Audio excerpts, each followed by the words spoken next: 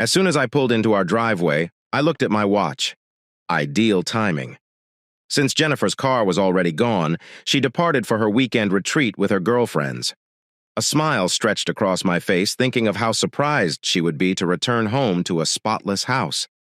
I walked into our small suburban Seattle home and inhaled the comforting aroma of Jennifer's favorite vanilla candle. Even after 10 years of marriage, I could still smell that scent and smile. Although there had been ups and downs, our relationship remained unbreakable. That is, I believed. Determined to take advantage of this unique opportunity, I made my way straight to the closet containing cleaning supplies. For weeks, Jennifer and her friends had been discussing this trip, and I wanted to let her know how much I valued her. I rolled up my sleeves and muttered to myself, "All right, Michael, it's time to let your inner mister clean out." I began in the kitchen and worked my way around every surface, cleaning it until it was spotless. My thoughts strayed back to the beginning of our partnership. When Jennifer and I first got together in college, we bonded over our love of homemade pizza and bad B movies. Since then, we have become unbreakable. On to the living room now. I gave each of our framed pictures a thorough dusting. There we were, sunburned but utterly content, enjoying our honeymoon in Hawaii. And that was the day we took possession of this home, paint dried and spattered, but brimming with hopes for the future. Will she even notice all this work, I wonder? Vacuuming the hallway, I laughed, knowing full well that Jennifer had an eye for detail. Mrs. Thompson, our neighbor, peered out her front door. "What in the world are you doing, Michael?" She had a look of confusion on her face. I stopped, turned off the vacuum, and gave the place a thorough cleaning while Jennifer was gone. I had planned to surprise her. Mrs. Thompson had a twinkle in her eyes. "You are the sweetest thing, don't you think? Jennifer is truly fortunate." My cheeks began to flush.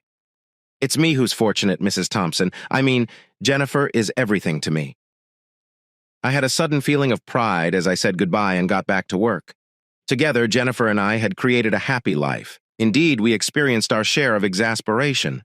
Who doesn't? But we always found our way back to one another at the end of the day, the first floor being immaculate. I went to our bedroom upstairs to get started. The scent of Jennifer lingered in the air, and I couldn't help but miss her. Really, it was ridiculous. She had only been gone for a couple of hours, and she had previously traveled with her friends. However, this time felt different in some way. I dismissed the sensation, blaming it on my hyperactive imagination, but I kept my attention on the work at hand. I was determined to create a warm and inviting haven in our bedroom for Jennifer's return. I couldn't help but smile as I moved through the room, taking in all the small mementos of our shared life. The book on Jennifer's bedside table, marked midway through the absurd trinkets we'd gathered during our journeys. The framed picture of us looking ridiculously young and in love on our wedding day. I wonder if that's how she views me now. I'm used to the picture's frame being loudly picked up. My heart hurt because Jennifer was staring at me with such adoration. When did I last see that expression in her eyes? I put down the picture, ignoring the nagging doubt. She still loved me, of course. Jennifer and I were our names. The couple was admired by all, the ones who had overcome all obstacles and achieved enduring happiness. Before I knew it, the bedroom was almost finished and my entire world was going to fall apart. I looked at the walk-in closet we shared.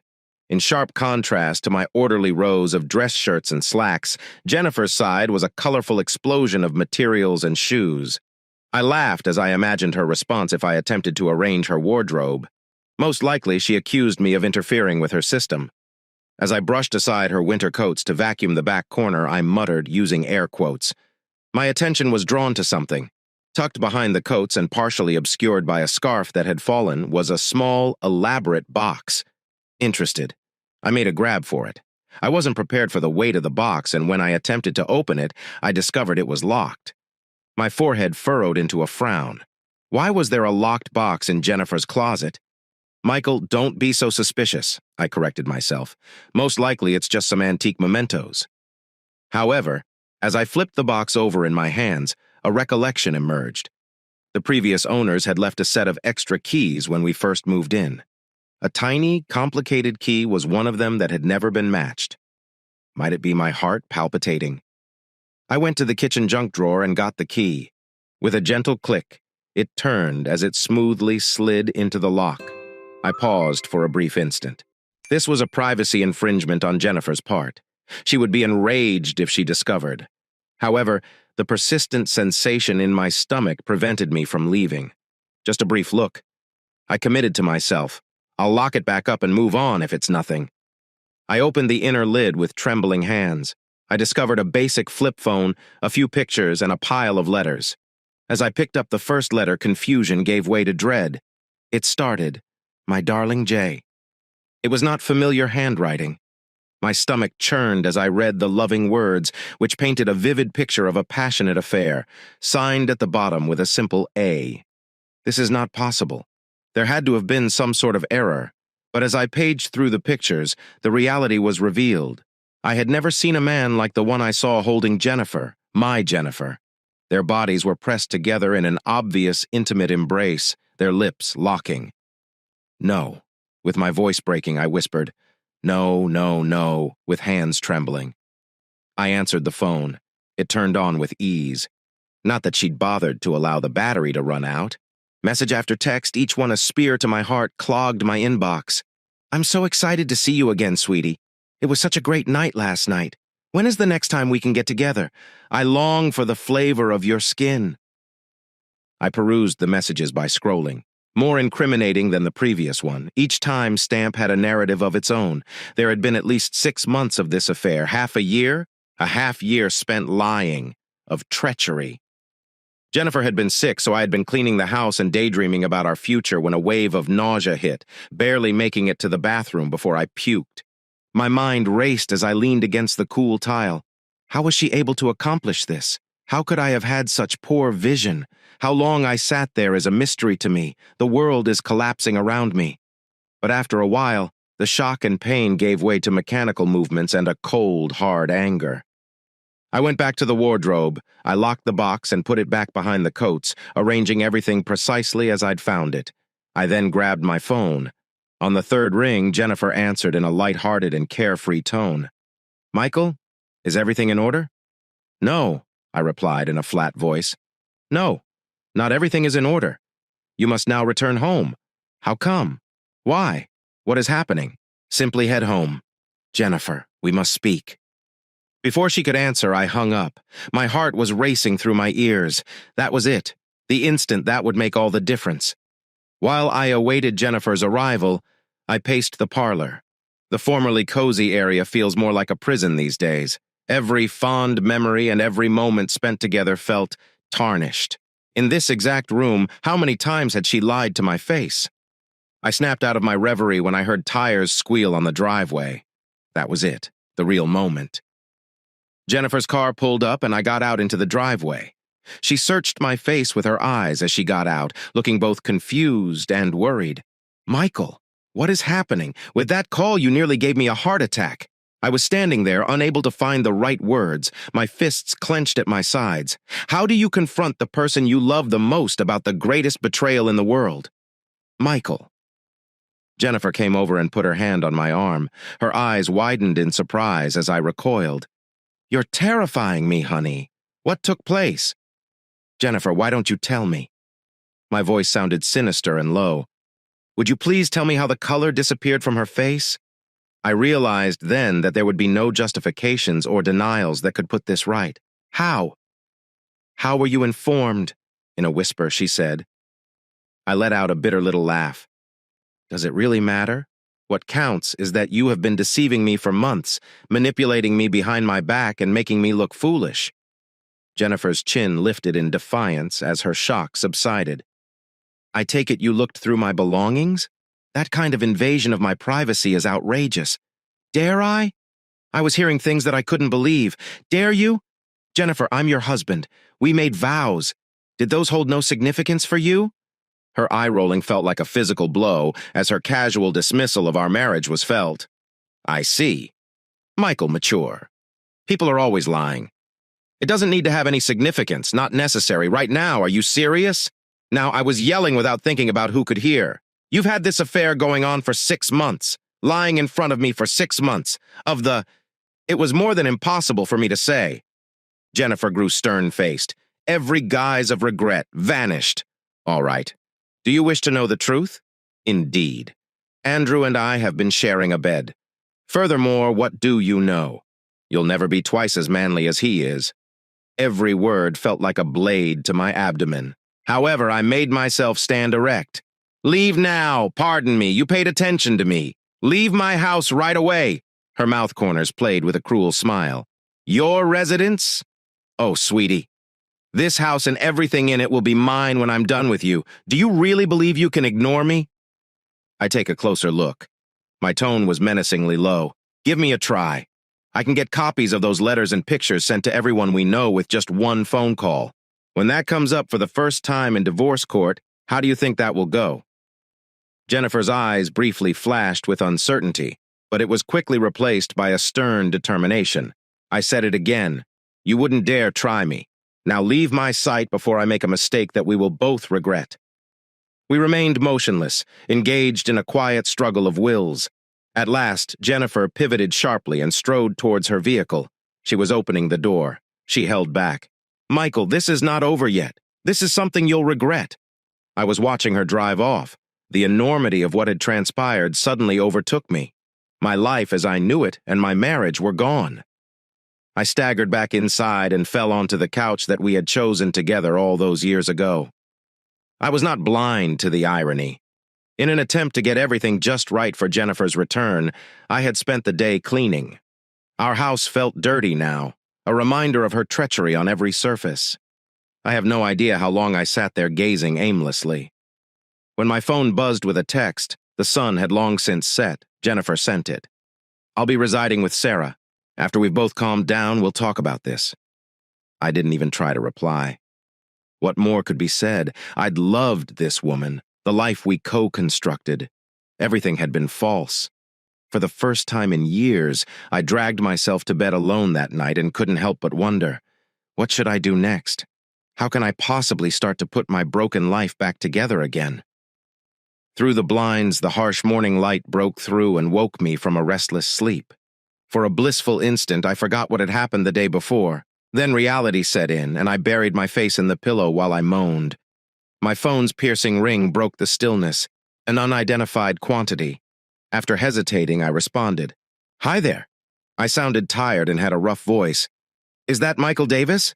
A sleek, manly voice inquired. Indeed. Who is this? Andrew Thompson, attorney for Jennifer. I believe we should speak. My tummy tightened. Jennifer's attorney entered the line with a low chuckle already. Yes, Michael. I have been her attorney for a good amount of time now. The implication, among other things, felt like a kick to the stomach. You're very adorable. Guilty as stated, Andrew stated, sounding completely innocent. Speaking of those divorce proceedings now, I cut you off thinking you had to be kidding. Are you not her attorney as well as her lover? I'm not familiar with a legal or anything. One more chuckle. Michael, you are so charmingly innocent. Shall we get together and talk about this like grown-ups? Unless you would rather that I just let Jennifer take you for everything you're worth and drop the papers. It is not possible. Both I can and I will. Andrew's voice was harshly cut. My office, 2 p.m. tomorrow. I'll text the address to you. Avoid being late. The call ended. I kept looking at the phone, my head spinning. In less than 24 hours, how had my life fallen apart so completely? I was in a daze for the remainder of the day, alternating between deep despair and fits of rage. By nightfall, I was mentally spent and still hadn't come to a decision. I was idly thumbing through my phone when a text message from an unknown number appeared. Hello, outsider, long time without speaking. How are you doing? I scowled as I attempted to locate the number. Then it dawned on me. My former college girlfriend, Lauren King. This is unexpected, Lauren. To be honest, I've improved. What say you? The response arrived promptly. I'm sorry to hear that. I'm doing fairly well. Last year I was made a partner at my law firm. Want to have coffee and catch up? I wavered. Though Lauren and I had not exactly ended on good terms, I was in dire need of a friendly face at the moment. Yes? Why not? In what time and location? We decided to get together in an hour at a local cafe. The timing of Lauren's text intrigued me as I was getting ready. Following so many years? Why this time? When I walked in, the cafe was busy. Wearing a sharp blazer, Lauren looked put together as ever as she waved me over to a corner table. Michael. Grinning, she got up to give me a brief embrace. Too much time has passed. I returned the favor with a meek smile. Yes, indeed it has. Lauren, you look great. Regards. She motioned for me to take a seat. And you do too. I apologize for saying this, but you appear to have been through a lot. I laughed loudly. That apparent? Lauren softened her eyes. Do you want to discuss it? Abruptly, the entire tale began to flow. Jennifer's relationship, the conflict, call from Andrew. I filled Lauren in on everything. She gave a soft whistle when I was done. Whoa, that's Michael.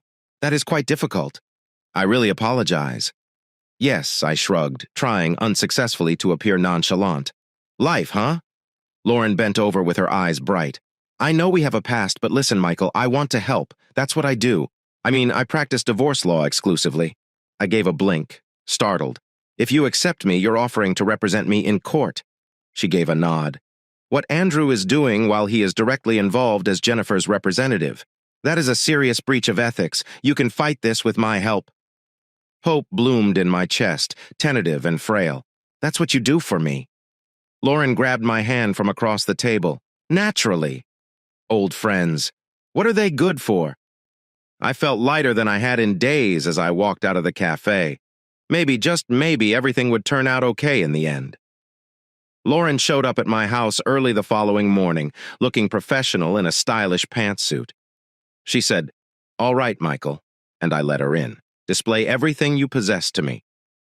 I took her to the dining room table where I had copies of the discovered letters and pictures spread out. Lauren raised her eyebrows as she looked over the proof. Okay, so Jennifer has been really busy, isn't that right? Yes, I mumbled, feeling the familiar X take root in my chest. Tell me about it. Hello. Lauren's tone became softer. She touched my arm with her hand. All right, we're going to overcome this, I swear. I nodded, not believing I could talk. Lauren went back to the paperwork, her brow furrowed as she focused. Michael, this is excellent. Excellent, when combined with the prenuptial agreement. We have compelling evidence. What should we do now? Pope asked as my heart began to rise. Thoughtfully, Lauren tapped her chin. I believe that meeting with Jennifer and Andrew is necessary. Show them our possessions. Try to work out a settlement through negotiation rather than going to court. I scowled. Is that sage advice? Putting out our hand in that way? Believe me. Lauren gave a wink. I'm skilled at what I do. We'll get together in an open area. I am aware of the exact location, a hotel I've previously utilized for mediations. Really tactful, superior security. I was uncomfortable with her confidence for some reason. Lauren, I'm not sure. She extended her hand and gripped mine. Do you believe me, Michael? I wavered. Did I? Could I trust anyone after all that had happened to Jennifer? With genuine determination, Lauren's eyes pierced mine. Michael, I'm on your side, completely. Allow me to assist you. At last, I gave a nod. Let's do it your way, then. Fantastic. Lauren smiled. I'll arrange for everything. Oh, and in case things get heated, I'll bring a covert camera. Something occurred to me as Lauren packed up her belongings to leave. Lauren, I'm very grateful for everything. She stopped at the entrance. Her lips softening, she smiled. Michael, that's what friends are for. We'll work together to overcome this. I sat in silence for a while after she left before deciding what to do. I made my way to my workspace. Lauren and I could both win at that game if she was bringing a covert camera. I eventually figured out how to rig up a tiny microphone that I could tuck under my collar. I wasn't taking any chances after everything that had happened. Call me paranoid. I couldn't help but wonder if I was doing this correctly as I tested the microphone. Or did I allow my hurt and rage to drive me to make more errors? I dismissed the doubts with a shake of my head. This was an act of self-defense, not a thing more. And following what? After what Jennifer and Andrew had done, I required as much protection as possible. The meeting day broke clear and bright, making a mockery of the chaos roiling inside of me. I took great care when dressing to ensure the hidden microphone remained hidden and secure. Lauren picked me up with a confident smile on her face, ready to take on the music. Michael? I returned the favor with a meek smile, the best I can ever hope to be. There was tension in the car ride to the hotel as I lied to myself and listened to Lauren's assurances. When we arrived at the parking area, I inhaled deeply, bracing myself for the impending situation. Lauren said, "Remember," as we made our way through the lobby, "allow me to speak first. Remain composed, regardless of what they say or do. We can handle this." My throat was too dry to speak, but I nodded. The meeting room was compact but tastefully furnished, with a grand table taking center stage. Andrew and Jennifer had already arrived. My blood boiled at the sight of them, sitting so close to each other. All right, all right." As we walked in, Andrew grinned. Lauren's hand on my arm stopped me from lunging across the table, if it's not the cuckolded husband and his knight in shining armor. "Andrew, now," she said with ease. "Shall we maintain civility throughout?" We sat down. There was tension in the room that was sharp enough to cut. Jennifer then raised her voice, her tone brimming with artificial sweetness. "Michael, what's the deal with this? Come ask that I return you to yourself." I started to respond, but Lauren got there first. "We're actually here to talk about the terms of your divorce, Jennifer. I believe our proposal will be of great interest to you." Andrew leaned forward, bright-eyed. "I see. Tell, please." Lawrence grinned, her eyes gleaming with predatoriness. "All right, so you see." To my complete surprise, she then began to laugh, not in a nice, light-hearted way, but with a full-bodied, mocking laugh. I was confused as I looked at her. "Lauren, what is happening?" She looked up at me, no more feigned friendliness. "Michael, oh, sweet, naive. Michael, really, did you think I was here to assist you?" The world swung in one direction. "How come?" Jennifer laughed too. "Michael, you ought to see your face right now. Worthless. I'm not sure I get it." I looked from face to face as I stammered. "Lauren, how come? Let me clarify." Andrew interrupted his grin. "Brutal. As you can see, Michael, Lauren has been with us from the beginning." Eyes cold, Lauren nodded. "Did you really think that the time you broke my heart in college had slipped my mind? This was my opportunity to get even. However, the proof. I muttered the strategy. That oh." Lauren dismissed Ively waved.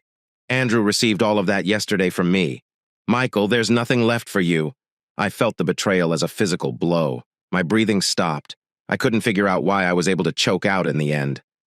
Andrew leaned back and appeared utterly content. "Since we are able to. Michael. For you are an idiot who puts their trust too readily. We're going to take everything you own right now." A roar of rage snapped something inside me. With my hands reaching for the smug bastard's throat, I leaped across the table. Pandemonium broke out. Jennifer let out a scream. Lauren yelled for security, and as Andrew and I struggled, papers flew all over the place. Robust hands seized me, yanking me away. Andrew. Hotel safety, I vaguely realized. And that's it. The security chief snarled. "I'm letting you go, buddy. And we're going to call the police if you don't leave quietly." I was being hauled out of the room. I had a final look at Jennifer, Lauren, and Andrew, who all had the same look of smug victory on their faces. I was thrown out onto the pavement by them. As I sat there trying to take in what had just happened, my belongings were all over the place. My mind became clear with one thought. I had lost everything. My home, my marriage, and now my chance at justice. I was by myself. Everyone I had trusted had betrayed me. As I staggered out of the hotel, my entire world fell apart. I had no idea that the first step toward redemption was going to come from my lowest point. I staggered into the gloomy bar. My world is still in disarray from the betrayal I just went through. I slouched down on a stool and the bartender gave me a suspicious look. "Unhappy day?" Already reaching for a glass, he asked. I gave a sour laugh. "That is something you could say. Neat whiskey. Double it up." I was sipping my drink when the door to the bar opened. I didn't even bother opening my eyes until I heard a voice I knew. "Michael. Michael. Davis." I pivoted, narrowing my eyes at the person nearing me. Gradually, recognition set in. Bob. Miller. Bob smiled and sat down across from me. The one and only man. "Oh, what, 10 years have passed?" I gave a nod, recollections rushing back. I had previously been friends with Bob. In high school, he got involved with a bad crowd. For a while, he'd made my life unbearable. "Why have you come here?" I inquired. Bob's smile withered away as he could no longer hide my cautious tone. "In fact, I witnessed your entry. You appeared to be in need of a friend. I laughed heartily. A companion? That's generous of you to say. Bob flinched. Yes, I do deserve that. Michael, pay attention. I admit that I was a real jerk in the past. For years, I've wanted to apologize. Shrugging, I returned my attention to my drink. No, listen to me. Bob was adamant. I came to realize what a jerk I'd been after high school. I attended law school in an attempt to change my life. I've been hoping to see you again so we can make things right. I looked him over, looking for any hint of dishonesty. Legal education. Are you now a lawyer? Bob gave a nod. Family law primarily handles divorces, custody disputes, and similar matters. I chuckled to myself. Isn't that just the right moment, then? By what do you mean? That's when the entire story just poured out of me. Jennifer's relationship, Lauren's treachery, the disastrous hotel meeting. Bob listened carefully, his scowl getting bigger with every new detail. Bob whistled softly when I was done. Michael, Jesus, that's the case. That is very bad. I really apologize. I gave a shrug. The alcohol is partially numbing the pain. Yes, well, I suppose I'm just naive, Bob said firmly. No, you're a decent man who was duped by some really bad actors. Let me help you, please. I gave him a wary look. Assist me. How? I informed you. I'm a lawyer now. If I may say so myself, it was a damn good one. Allow me to handle your case. I gave a sour laugh. Yes, because I've had such good luck lately with trusting lawyers. Bob leaned closer, intense in his eyes. I promise, Michael, I'm level-headed. I'm sorry if I offended you in the past, but please allow me to make amends. What stands to lose for you? I thought about what he said. He was accurate. Nothing remained for me to lose. And there was something about his sincere look that made me want to believe him. Finally, I said, All right, but Bob, let me warn you. It's not a trick, if that's what you think it is. He gave me that assurance, I swear. Tell me everything now, please and truly. I inhaled deeply before removing my phone. There is, however, one issue. While I was playing Bob's audio today, I was able to record the entire meeting. His gaze grew wide.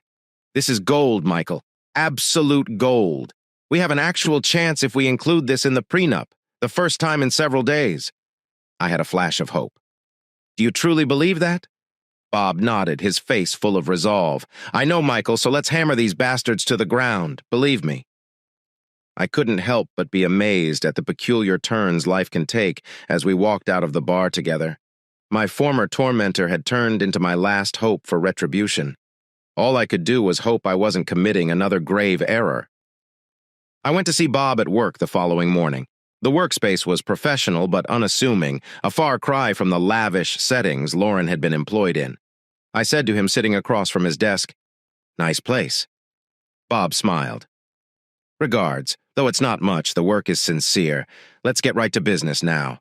He unfolded the files I had brought and the audio transcription printouts. Fine. Michael went over everything with me once more. For the next few hours, make sure no information is omitted. We examined each and every piece of evidence. Bob made a ton of notes. His brow furrowed as he focused. He murmured, more to himself than to me, This is good. Excellent. However, we require more. My heart sank even deeper. What more is there possible to ask for? Bob raised his head, a flash of light in his eye. We must learn more about Lauren and Andrew's relationship, their legal procedures. I'd bet a lot of money that they're willing to pull off a stunt like this. It's not the initial instance. How are we going to accomplish that? I inquired. Let me handle that. Reaching for his phone, Bob said, I know a few people in the legal field. Give me a few days. As promised, Bob threw himself into the inquiry. New information emerged every day, all of it more devastating than the last. This is going to surprise you. One afternoon, Bob abruptly entered his office where I was waiting and made an announcement. I raised my gaze from the legal documents I had been attempting to understand. What's that? Bob struck a document on the desk. The Bar Association has been looking into Andrew Thompson for several months. You name it. Intimidation of clients, transgressions of ethics. And who has been assisting him in hiding it, you ask? Lauren? I took a breath. Bob gave a grim nod. Ah, ha, ha. She has been suppressing complaints at her company by using her power. This is much more than just your case, Michael. We are discussing the possibility of their disbarment together. I reclined, taken aback. Oh my God, I was clueless. It does get better, Bob went on. Recall the prenuptial agreement you and Jennifer signed? I had it examined by a specialist.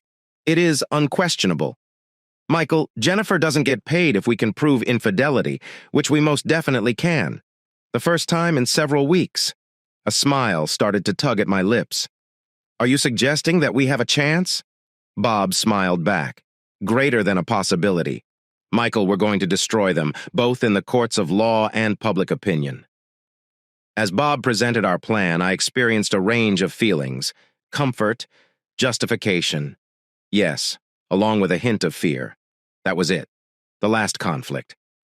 Are you prepared to do this? Bob inquired, observing my look. I nodded after inhaling deeply, more prepared than ever. Now let's get started. When the hearing day finally arrived, I thought I might be ill. Bob and I met in front of the courthouse. His composed manner stood in sharp contrast to my frayed nerves. He told Michael to take deep breaths. Recall that we can handle this. Just tell it like it is, and let me take care of the rest. I noticed Lauren, Andrew, and Jennifer gathered together as soon as we walked into the courtroom. Jennifer gave me a sly smile, but there was a glint of doubt in her eyes. Everyone gets up. As the judge walked in, the bailiff called out. The next few hours were the most intense of my life. Bob was an incredible force, methodically laying out our case and dissecting the arguments put forth by the opposition. With honor, yours. Bob spoke to the magistrate. Exhibit A is an audio recording of a meeting that took place while the incriminating recording was playing, involving my client, his wife, and their respective attorneys. I saw Jennifer's face go completely pale. Andrew and Lauren exchanged ferocious whispers. Their expressions showed panic, disapproval. With a shout, Andrew leaped to his feet. Without permission, this recording was obtained. The judge looked at him through her glasses. I would like to remind you, Mr. Thompson, that Washington is a one-party consent state. The audio recording is acceptable. Kindly proceed, Mr. Miller. Bob gave a nod, his eyes shining like a predator. I'm grateful, Your Honor. I now want to call the court's attention to Exhibit B, which shows the continued ethical transgressions by both Mr. Thompson and Miss King. The tension in the courtroom increased as Bob presented the mountain of evidence we had gathered. Jennifer appeared stunned, and Lauren and Andrew were getting angrier by the second. Bob turned to face Jennifer directly at last. Do you want to pursue your divorce lawsuit, Mrs. Davis, in light of the overwhelming evidence of your adultery and the conditions of your prenuptial agreement? Jennifer looked at Andrew, who gave her a barely noticeable shake of his head. She sagged down in her chair. No, she muttered. Not in my case. With a severe expression, the judge nodded. Excellently. I'm awarding the divorce due to adultery based on the evidence that has been presented. The prenuptial agreement states that Mr. Davis will keep all of his assets. I released a breath that I had been unable to recognize. However, the judge wasn't done yet. Moreover, she went on, I suggest conducting a thorough inquiry into Mr. Thompson and Miss King's actions. Please make sure they don't leave the courtroom, bailiff. The criminal court will be tasked with handling this case going forward. I turned to Bob in disbelief as Lauren and Andrew were led away, protesting loudly along the way. We succeeded, I muttered. We truly accomplished it. Bob gave me a smile and a shoulder clap. We would, I assured you. Come on, let's leave this place. We both seemed like we could use a drink. After we departed the courtroom, it was the lightest I had felt in months. At last, the nightmare was over. After several months, I started to gradually reconstruct my life. The home that had felt poisoned by Jennifer's deceit was once more a haven. One sunny afternoon, I threw myself into work, caught up with old friends, and even began volunteering at a local animal shelter. Jennifer had always ignored a familiar car pulling into the driveway while I was taking care of the garden. I felt my stomach tighten when Jennifer left. Michael. Her voice was uncertain as she called. Is it possible for us to speak? I stood up straight and wiped my hands on my jeans. Jennifer, I don't think we have anything to say to one another. She moved in closer, her eyes beseeching. Just give me a chance to speak. I committed a grave error. Everything is lost for me. My family, friends, and job won't even talk to me. I'm aware that I don't merit it, but is there any possibility that you will pardon me? I gave her a look. Honestly, for the first time in months, I looked at her. The nasty, conceited woman from the hotel meeting was no longer there. Someone desperate and broken stood in her place. I briefly experienced a brief pang of sympathy. Then I recalled the hurt. She caused me to suffer, the falsehoods, the treachery. No, I stated firmly. I am unable to pardon you, Jennifer, what you carried out. I can't just move past it easily. I believe it's best if you go. Her eyes filled with tears. She did, however, nod. I recognize. Michael, I sincerely apologize for everything. I felt a weight lift off my shoulders as she drove off. Now, it was really over. I met Bob later that week for our now customary Friday night drinks. He smiled and held out a copy of the local newspaper to greet me. He slid it across the bar and said, "Check it out." The headline said, "Local attorneys disbarred amid ethics controversy." Here are pictures of Lauren and Andrew being led in handcuffs out of the courtroom. Whoa. I took a breath. It's truly ended. Bob gave a nod. Yes, there are serious charges against them, and collect this from the hotel where you were expelled. They reached an out-of-court settlement. A pleasant little payout is on the way. I gave a headshake. I was still in awe of how everything had worked out. Bob, you have my sincerest gratitude for everything. He dismissed me with a wave. No need to express gratitude. Assisting you? It was satisfying. As if I was at last making up for all the misery I caused you during your time in school. I grinned. As we clinked glasses, think of us even more than before, I was astounded by the peculiar detours life could take. My spouse had deceived me. My childhood bully turned into a friend and savior after my ex-girlfriend attempted to destroy me. Thus, Bob said, cutting me off in my thoughts. What is Michael Davis's next move? I thought about the query. First time in a very long time. The future did not appear intimidating. It seemed so full of potential. What do you know? I answered. I believe I will travel and take in some of the world. Then, perhaps, I might write a book about it all. Bob chuckled. I would read that story to new beginnings. I toasted to fresh starts and friendships. While we sat there laughing and telling stories, a wave of tranquility washed over me. It had been a painful ordeal. Yes, but it had also given me insightful lessons about perseverance, trust, and the surprising places we can find allies. I was Michael Davis, a victim of deceit and court cases, and I was prepared for whatever challenge life would present. This is the following tale. Nate, 3 years. After 3 years of marriage, the sex is still fantastic. I'm grateful. Alex, I concur. I adore you a great deal. Come on over, kiss me, and allow me to give you a quick hug. Have you ever considered adding some spice to our lives, Nate? Leave our comfort zone behind? We already vary our offerings. Oh no, we made every effort we could everywhere. The list is endless. To be honest, I felt uncomfortable doing a lot of it.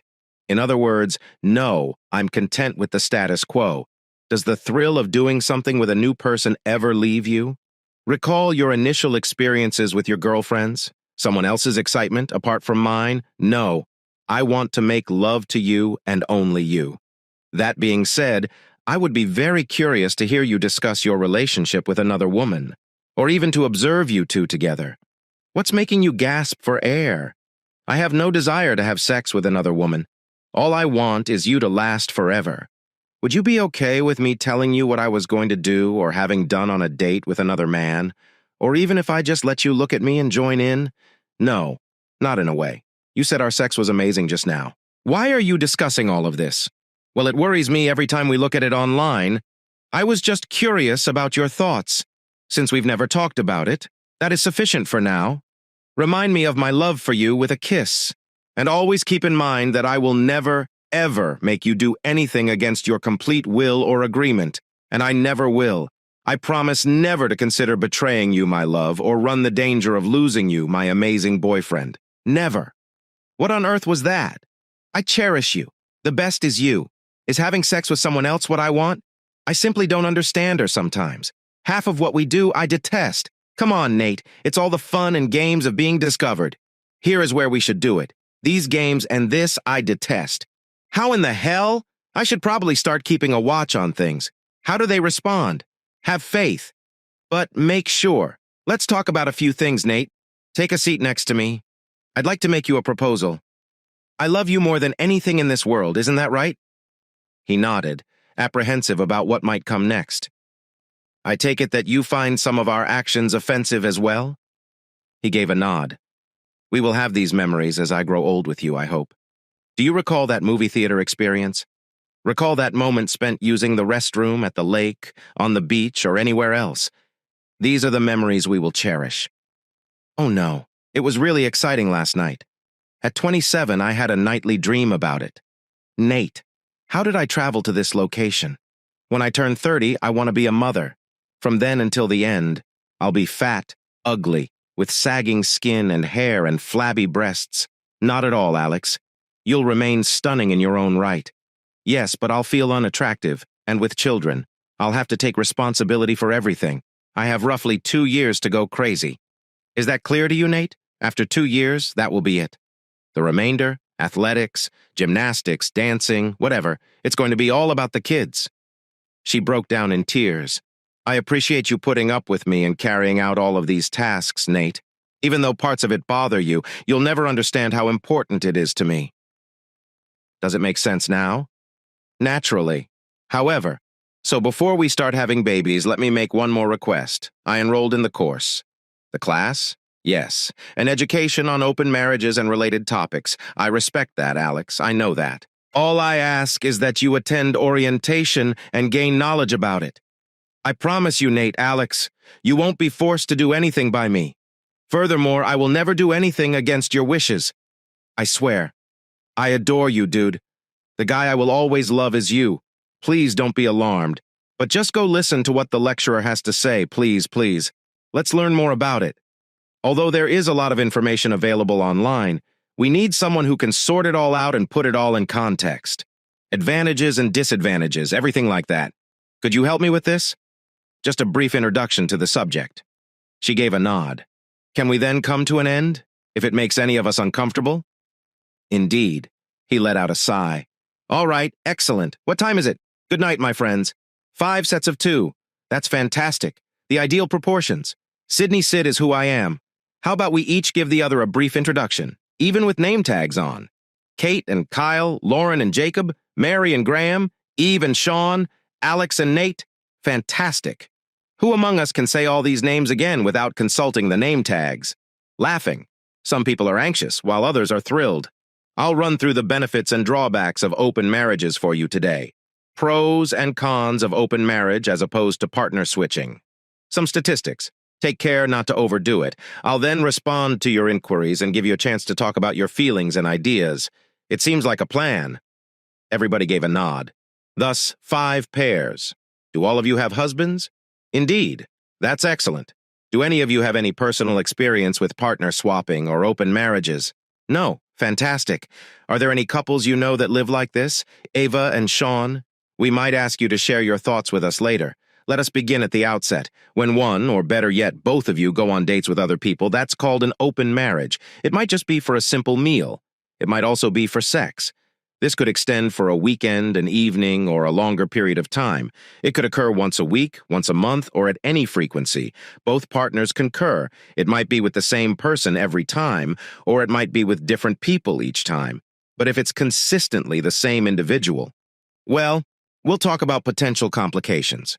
Switching partners is a little different. In contrast, each partner typically goes on a date by themselves in an open marriage. Partner swapping involves you both joining another individual, couple, or group of any size, primarily for sexual purposes. That could be all there is to it. How do you ask a man or woman to accompany you? In sex, too. Alternatively, you can join a group or switch partners with another couple. It is possible for you to watch each other in the same room. You could also go to different rooms. The most important thing is that you all arrive and depart together. Inquiries. Of course, hybrids come in a variety of forms. Every couple is different. Each agreement is slightly unique. Thus, all of you are acting appropriately. Obtain the data, then have a discussion about it. The greatest concern is that engaging in these kinds of activities will eventually cause one or both spouses to become unhappy and file for divorce.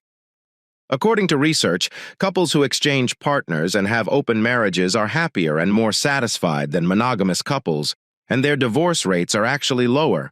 Seems contradictory. I am aware, but nature provides a lot of examples. Some birds, like pigeons, geese, and swans, pair up for life. However, in 20% of cases, DNA analysis reveals that some eggs contain the DNA of a different male, whose DNA can be found in neighboring nests. In this manner, the couple maintains their relationship even if they occasionally find new partners. Call it an open marriage. But in songbirds, this fraction can reach up to 30 or even 50% of the other DNA in the eggs within the nest, and occasionally it can even include more than one male. Naturally, the majority of songbirds part ways with their partner after just one season. This demonstrates how crucial it is for both partners to concur and have frank discussions. However, in order to avert catastrophe, you must keep in mind a few basic principles, the same principles you already follow in the event that your relationship is successful. If not, this will not improve it. It probably will either get better or worse. Do you also need to confirm that you, your partner, and your kids are parents? No. All right, that makes things easier. You have to make sure that your spouse continues to be the most significant person in your life, not yourself. Respect, trust, and communication are a few of the essentials. You must both speak and listen. More communication is required than what you currently do. Have candid conversations about your feelings and what's going on.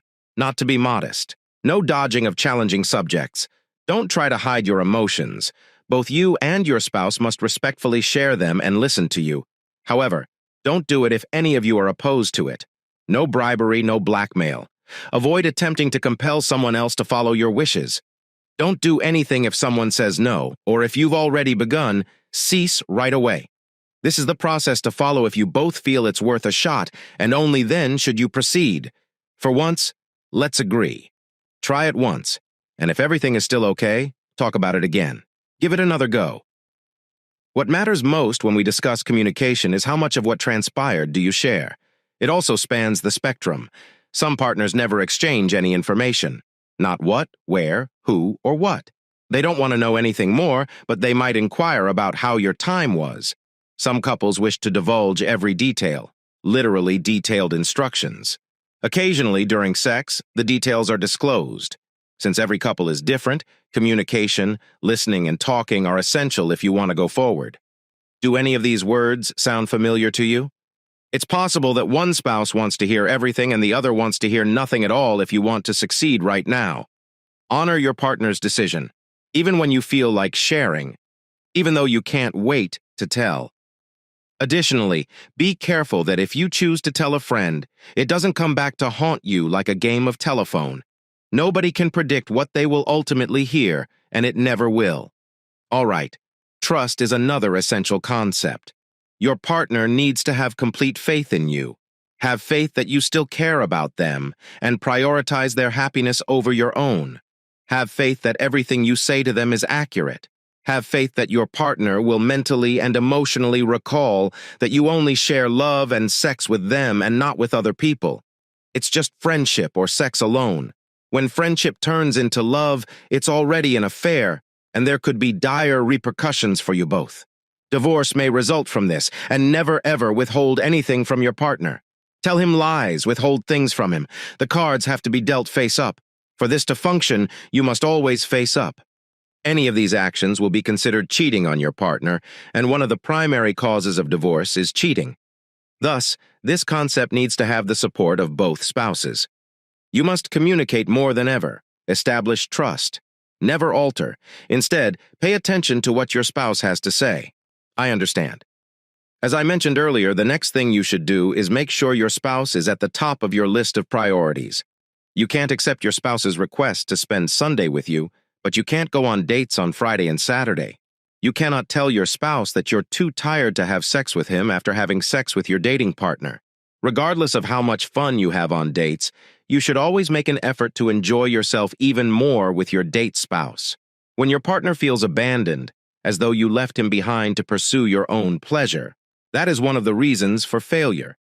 It's probably best to try one evening if all of this makes sense and you want to proceed. Less time for your spouse to check messages or answer the phone in case he calls and changes his mind. Never assume you know what's going on. Either way, you should go home, no matter what stage you're at. rather than having a spouse who will feel like you've burned bridges in your marriage.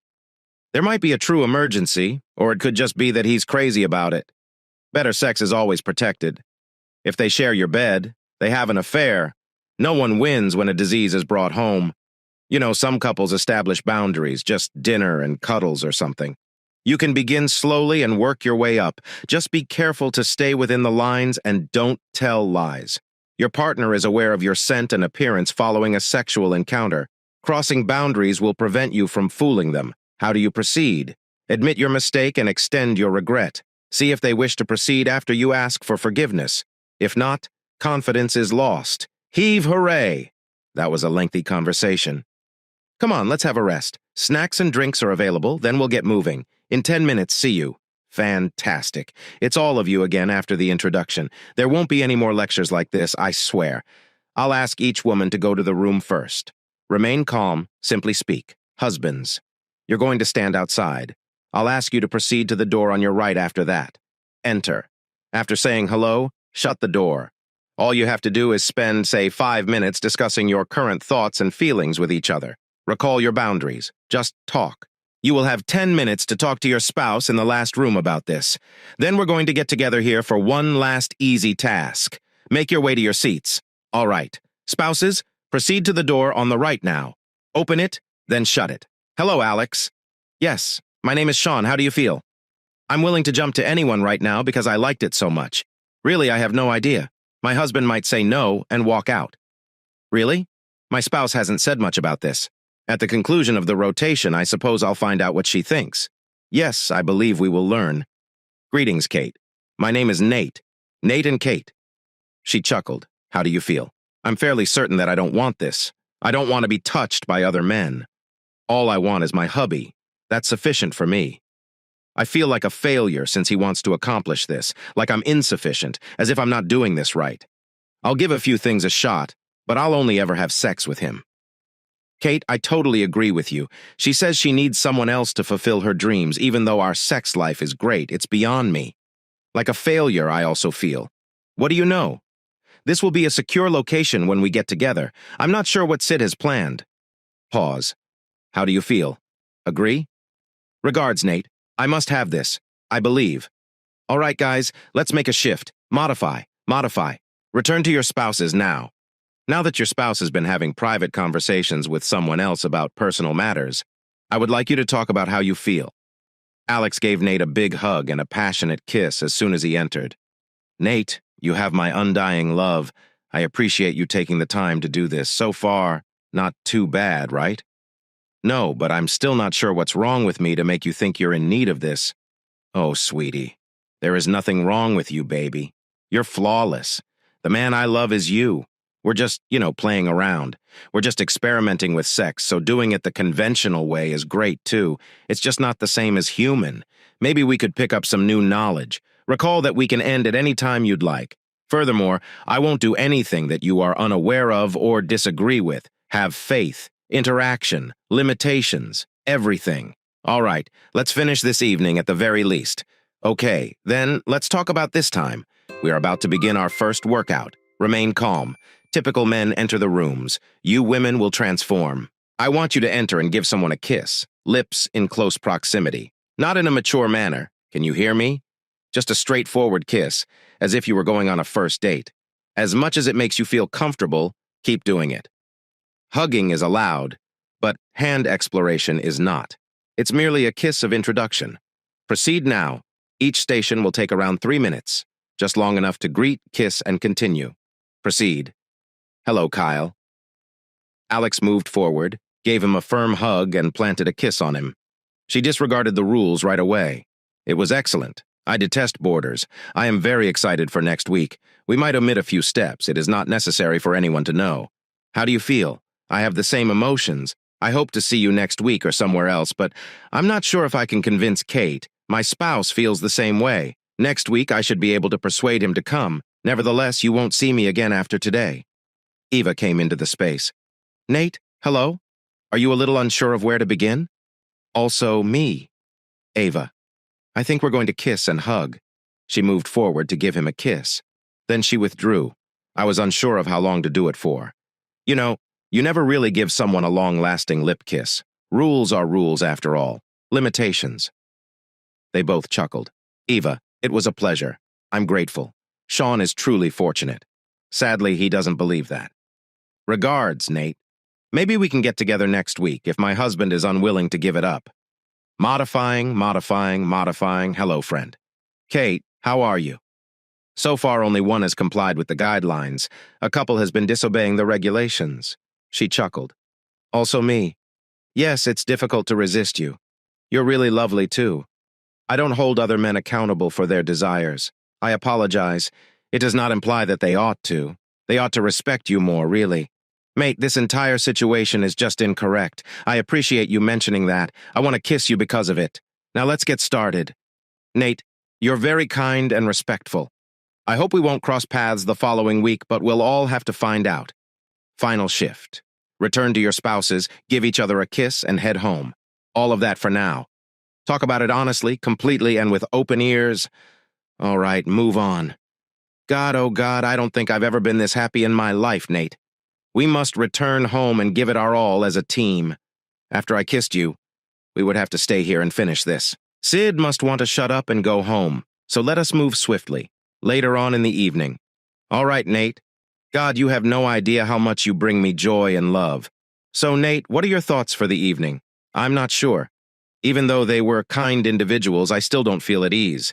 I want to have sex only with me. Furthermore, I want you to avoid having sex with anybody else. Does that make sense? Naturally. I comprehend your point of view, and I concur wholeheartedly with her remarks. I swear that I will not do anything against your wishes. I will never do anything behind your back. As Sid said, that would be cheating. But you'll consent to attend the subsequent meeting, correct? We can leave if they ask us to do too much for you. I want to hear more of what she has to say and hear what other people thought of the first meeting. Perhaps there will be a kiss or something. Please, Alex. I'm not sure. We'll talk about it more after you give it some thought. It appears that I will need to put in a lot of effort to make this happen. Okay. Greetings, pals. It's good to see everyone again. Each of the 5 pairs. That's fantastic. Have you all talked about how you feel? Frank, truthful, and exhaustive.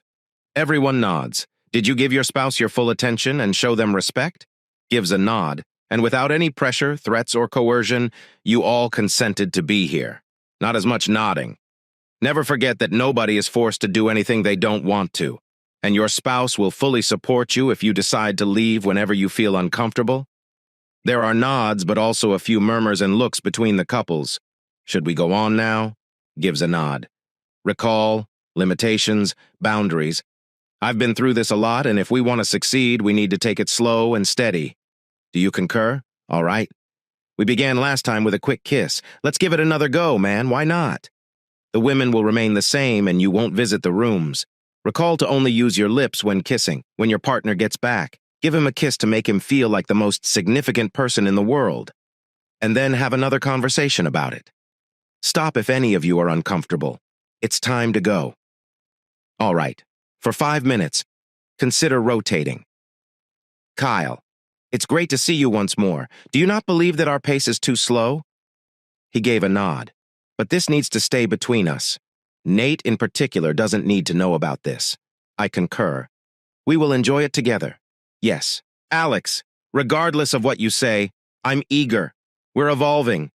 Jacob, it's nice to see you once more. I'm hoping you continue to feel well. Let's give each other a kiss. All right, this is the issue. I believe our pace is too slow, and now I want more of it. However, nobody needs to know. I concur. Yes, Alex, regardless of what you say. We're evolving. Why, Jerome? It's good to see you once more. Should we pick up where we left off previously? Of course. We're evolving. Jerome, get ready to have some fun in your upcoming rotation. However, nobody must know. I concur. Sounds fantastic. Are you up for an adventure tonight, Sean?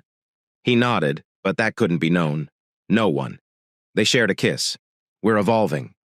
Nate, we've moved on. Not too horrible at the moment. You'll see that I'm the same if you kiss me. All that happened was a kiss. They shared a kiss. She let out a sigh. Nate, the best kisses will always be yours. Started earlier. Kate, it's good to see you. I had no idea you would show up. I also didn't anticipate attending. However, Kyle was a constant bother. Same guidelines. A secure location? Indeed, same guidelines. They also disturbed me. She made things so miserable that I didn't want to come. I'm grateful. Nate, thank you so much for that. I want you to give me a regular kiss now, a brief one. It is similar to a kiss of gratitude. We are evolving. We are evolving. Ava, it's good to see you. What's up with you? Bad. I wish I wasn't here. Also me. Secure location. Please say yes. A quick kiss as part of the event so I can say I did it without lying. After that, participants proceed to the second round, which entails more overt acts. After the organizer goes over the guidelines, the participants start acting in accordance with them. After every round, women switch partners and talk about their feelings and impressions. Alex flirts and chats about how much she enjoys the process while spending time with multiple men. She makes an effort to set limits in all of her interactions. Nonetheless, there are times during one of the rounds when certain players disregard the guidelines and go outside of the set parameters. Nate grabbed her hand as soon as she emerged from the bathroom. Upon their return to the room, Sid was the only person present. "Everybody, where are you, Sid? It appears as though everyone has made the decision to quit the course at this point. There's no reason to keep talking to you two. However, why did someone act improperly? Indeed, it appears that someone did that in reality." She then gave Alex a glare. "Nate, it was a pleasure to meet you. I wish you luck." Hand in hand, they made their way to the car. An effective offense is the best defense. "Nate, I'm relieved that's over. Those men resembled animals."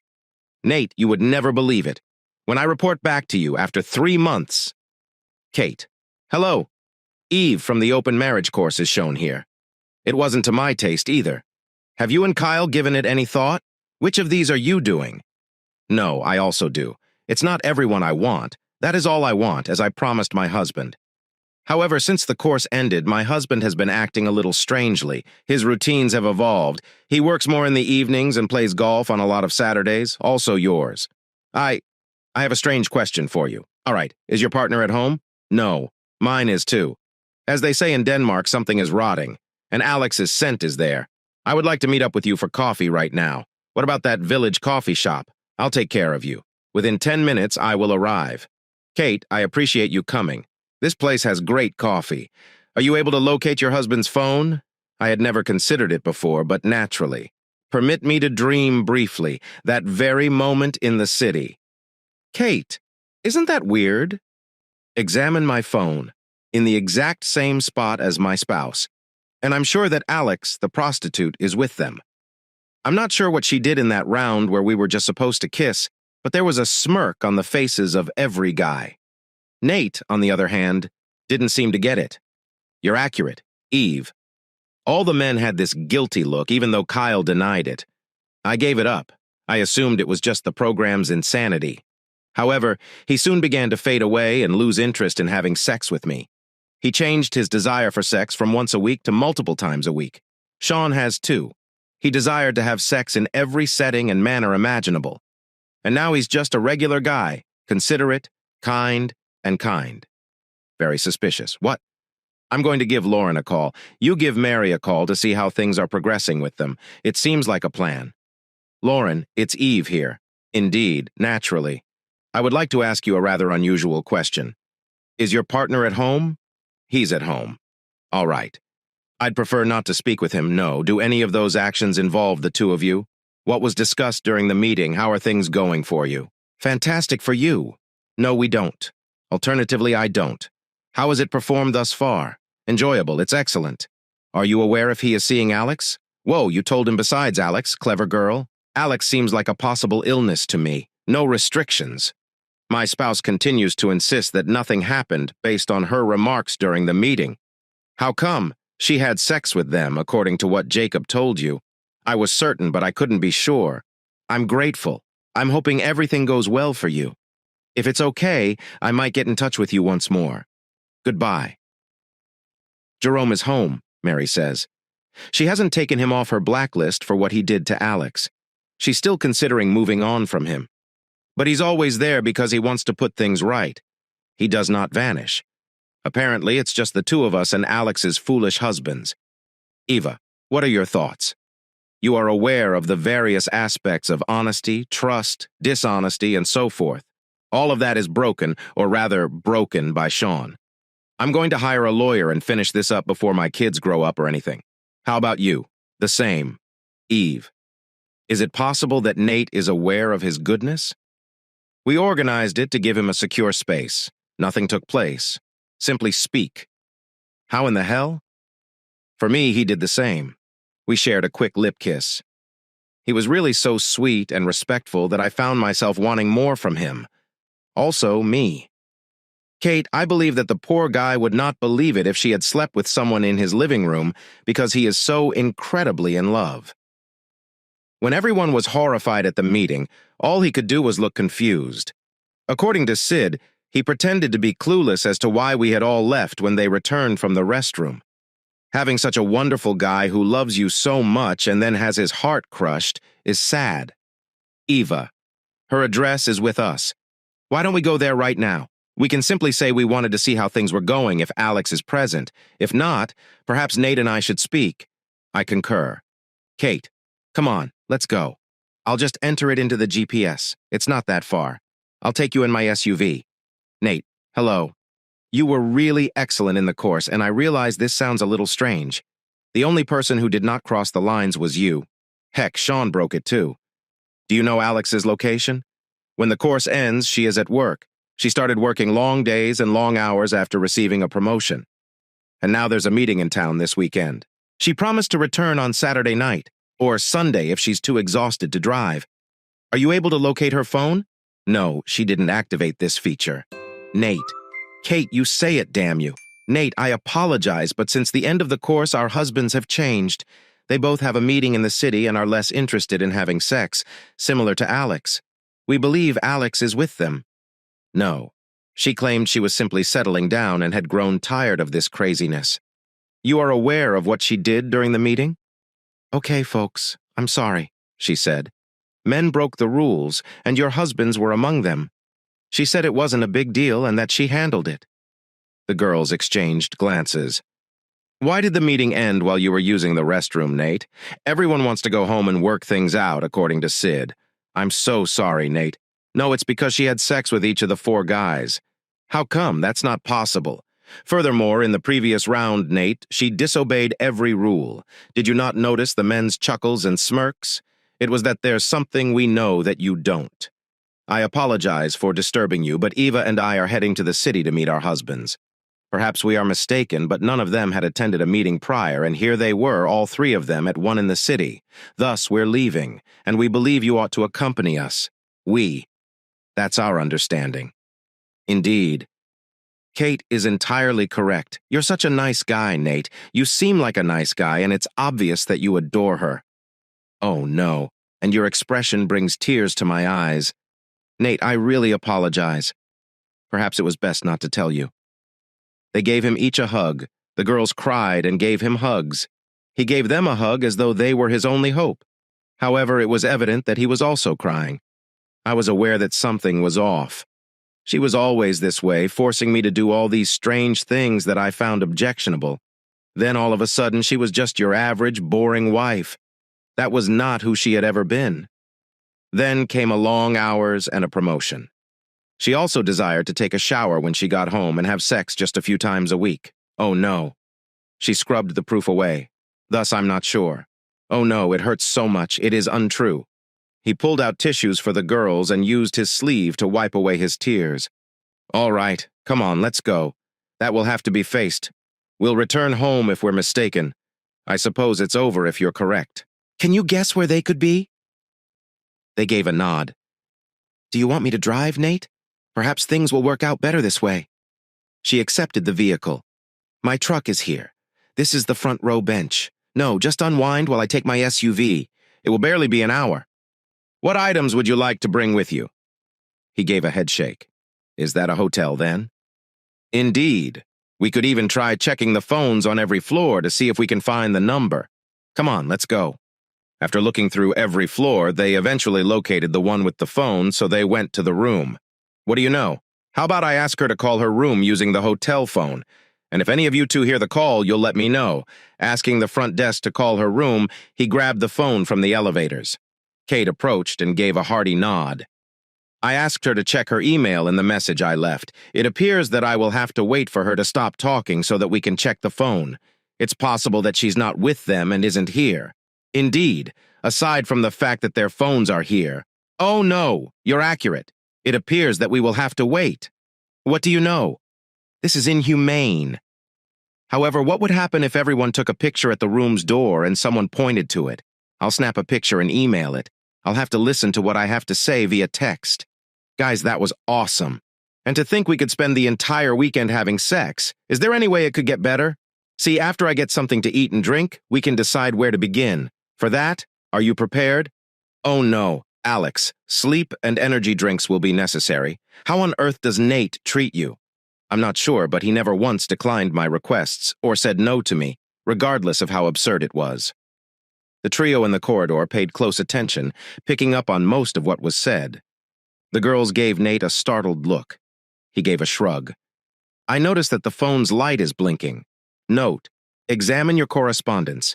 Let me check that everything is in order. Alex, Kate, and Eva would like to greet Sean and Kyle. She let out a cry. No, no, no, move quickly, put on clothes, we must go now. We're known to them. Whom? Your wives and my husband? How come? How is that possible? I'm not sure. It says Kate and Eve, though.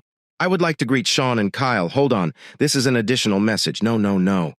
Just beyond the door are they. This is a picture of our space door. Nate gave the door a knock. I apologize for disturbing your studies, but we really need to talk. The trio hastily changed into their clothes. Nate, why are you here? Nothing is happening. We were merely conversing. It isn't what you believe. Put an end to this foolishness. I guess Alex just happened to run into these two in the lobby. Please, give me some slack. You only need to glance at this room and bed to understand everything. Give up lying. For 3 months, those two women were somewhat aware of what was happening. But I honestly believed you were settled because I was so in love with you. Recall Sid's statement that, in addition to open communication and mutual trust, one of the most crucial aspects of an open marriage is to consistently make your partner feel like you prioritize their needs. Thus, consider it. I purchased the new promotion, but I'm not sure who else you had sex with other than these guys. I assumed we were simply getting used to our regular married lives. I was such an idiot. It's unbelievable to me. In any case, you wounded my feelings. No, you brought my world to ruin. I am unable to see me ever. This is something I can manage. Kate put her hand on his arm. Nate, sweetheart, I apologize. I'm most likely insane, or maybe one of those addicts. I'll have assistance. I'll recover. I promise never to act in such a way again. Nate, you have my undying love. The best thing that has ever happened to me is you. You are far superior to these guys. They were simply, I'm not sure. Simply put, they were unique, far too late. There was time to seek assistance, thus far. However, we're through. Apologies. Our entire future plan was destroyed, and for what purpose? You said you wanted to continue doing this crazy thing for another 2 years before giving up. You would never give up. I'm pregnant, which makes me feel ugly and fat. Maybe I'll get a haircut or even make some new friends. I recently gave birth and I'm depressed. It's time to locate a companion. I turned 40 this year and I hate my job. Nate can't make me happy because he has cancer. A cheater once is a cheater forever. There's usually a valid explanation. An explanation. I apologize, Alex. Compared to you, I apologize a lot more. All you're sorry for is getting caught. I'm sure you think I'm the world's smartest guy. I am too. That's probably who I am. But eventually, even I would have detected the catch. So please stop apologizing and such. You are welcome to stay here and enjoy a fantastic weekend commemorating the end of our union. Separation? Divorce is not what I want. Please, Nate, I'll take any action. Tell me how to make this right. She started crying, then began to sob. Sean and Kyle did nothing but observe. This can be resolved by expediting and streamlining the divorce. I'll head back home, gather my belongings, and begin my search for housing. We can sell the apartment or you can take over the payments, whichever suits your needs. Similar to the song Setting Down or Setting In, I mistook you for someone who was settling down, that our shared existence was sufficient. But you're settling down instead. Kate, what a shame. You should say something to Alex or these two, if anything. No, I believe you got it perfectly. Except, Kyle, you were too kind. Through thick and thin, I would have remained by your side. We could have grown old and raised our children together. However, You had to pursue that elusive sex like an addict attempting a new activity in an attempt to relive that amazing sensation from the first encounter. Do not, therefore, hurry home. Though I'm not sure what I'll do, I won't do it in front of you. Sean, nothing more needs to be said. All it does is bring me down. Incredibly depressing. However, as Nate pointed out, our issues have existed for a while. I simply made an effort to ignore it until today. It's pretty clear what you've been doing for the past several years. I'll miss you, asshole. It was not enjoyable. Okay, I'm heading out. With me, who is there? There are 3 left. As they descended the elevator, Nate's eyes were filled with tears. Taking his hands, they both comforted him. Nate, I really apologize. Perhaps it was best not to tell you. No, I'm happy you informed me. I knew what was going on deep down. However, I refrained from allowing the thoughts to progress or result in action. Now what will I do? Where am I going to reside? Once they reached the car, Ava started her homeward journey. All right, we require a strategy, both in the short and long terms. One at a time, that's possible, if you will, every man for himself. Alternatively, we can handle this jointly. I believe it will work better if we help one another. Nate, Ava. Now, I have a suggestion for you. My apartment has 3 rooms. Why Kyle needed so much room is beyond me. But both of you could live with me. You'll each have a room. There are 2 showers in the bathrooms. We could turn around. Should I relocate Kyle's belongings to your home? Ava, we can then assist one another with moving. Nate, as well as you. Ava. What ideas? Sounds fantastic. We can then assist one another in locating a lawyer. We can split costs and plan for the future with greater freedom. We can all expect significant changes as a result, including to our standard of living. But splitting the expenses will really help. This will be a transient action. We can take action both today and tomorrow. Nate, for you, this is the biggest surprise. We've had some time to consider it, don't you think? Kate, it makes sense in your case both. In addition, we are able to move items using my truck. However, are you certain that you want me to move in with you? It will alter your gate and other aspects of living in your apartment, for example. Nate, are you sure this will work out? You've already proven to us both, I believe, that you're not a jerk or someone we should be concerned about. That would be fine with me. You will thus witness me at my worst, a serious issue, and I might move or something if it doesn't work out. All right, I concur. Fantastic. Then let's grab a truck, head to your place, and get Kyle out. We'll run you 2 over after that. Even though it might be a long night, I would feel a lot more at ease if we completed all or most of this. You 2 were there to support me as well. If Sean or Kyle start acting rudely, they succeeded. Not long after, Alex came home and cried the entire way, pleading for forgiveness, and at last got into her car to make her way to her parents. When Kyle and Sean arrived, they were very inebriated and started acting aggressively. But Nate intervened right away. They went to work, hired a lawyer, started a routine, and filed for divorce. The 3 had dinner together 6 weeks later and discussed the day's news. The girls exchanged glances before Kate started talking. Nate, we must speak. These are words I detest. All right, recognized. I'm overused. Eve, I apologize. While you were in the restroom, I entered. 2. All right, I'm going to start my housing search tomorrow. I appreciate Kate letting me stay here for such a long time. It greatly eased the transition, and it was all the easier with the 2 of you as support. I am aware that I occasionally experience depression. No, Nate, please. We would prefer that you stay. We are both very happy that you are here. We sense security. We experience kinship. Eve reported that living together was fantastic and had a significant positive financial impact. Even though we eat less than you, gesturing laughter? No, and there's no issue with that. Sean was such a pig. How much food he wasted is beyond me. What then would you like to talk about? Oh my, this is hard. The 2 of us. We'd like to make you a proposal. He grimaced and winced. How come, Nate? It's not a negative thing, not in my opinion. What took place? Apologies. Alex said the same things about dating, being in open relationships, and other related topics.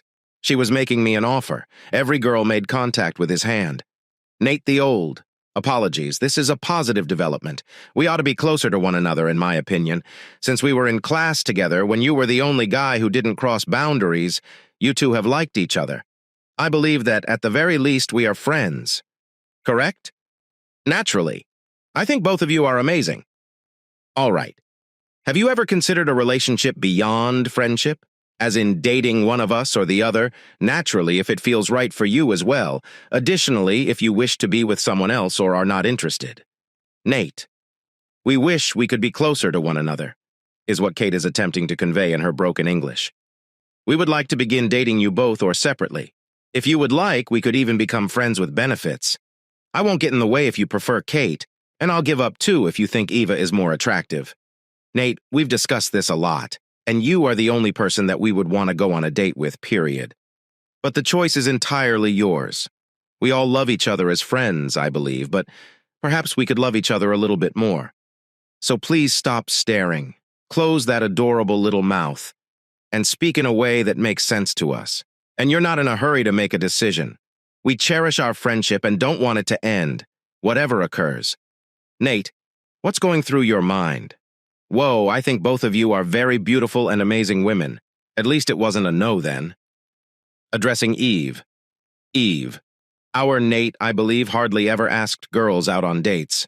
The majority of the girls in his life, in my opinion, either asked him out or put pressure on him to ask them, correct, Nate? He gave a nod. And when it came to kissing and other actions, they virtually always took the lead. He gave another nod. Ava, see, I told you. Thus, Nate, it's Friday tomorrow unless there's a big objection. You take Eve out to dinner and do other things. Easygoing yet stylish. Where you talk doesn't really matter. I'll accompany you on Saturday after that. It's okay. Not in excess. Now is the time for frank and transparent communication. Yes, that is correct. Nate, you'll just break our poor hearts if you're not interested in any of us. She chuckled. No, I'm kidding. Whatever you decide is acceptable, as long as you're moving at a pace that suits you. Please. We would never want to put you through any unnecessary stress. We hope you will remain with us. You make this place your home no matter what.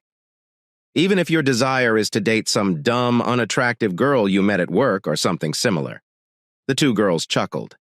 We respectfully request that, as there has been no objection expressed, Your Honor allow Nate and Eve to depart at 7 p.m. tomorrow to an as-yet undetermined location and receive a good time sentence.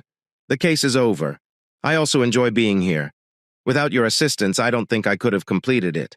I want to make sure that I don't do anything to jeopardize our friendship or the two of you. We are 100% certain if you are certain. Thus, tomorrow evening. Nate, I'll give it some thought. All I want to do is travel somewhere with you. Spend the night. Whether it's beer, hot dogs, and bowling, I don't care. But if we bowl, I swear I'll kick your ass.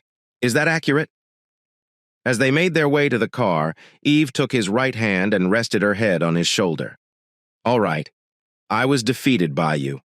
How on earth did you become so talented? Nate? In a university? Every semester I had to take a pee break, and I figured bowling would be the easiest. Being a member of our brother's intramural competition team, I truly enjoyed it. Is there a bowling team in your fraternity? Heck, all the fraternities I knew were just drinking contests. We also had a small amount of that.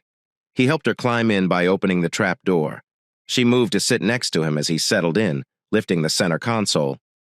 Nate, I had the greatest time I've had in a while. I'm not sure. An extended period of time.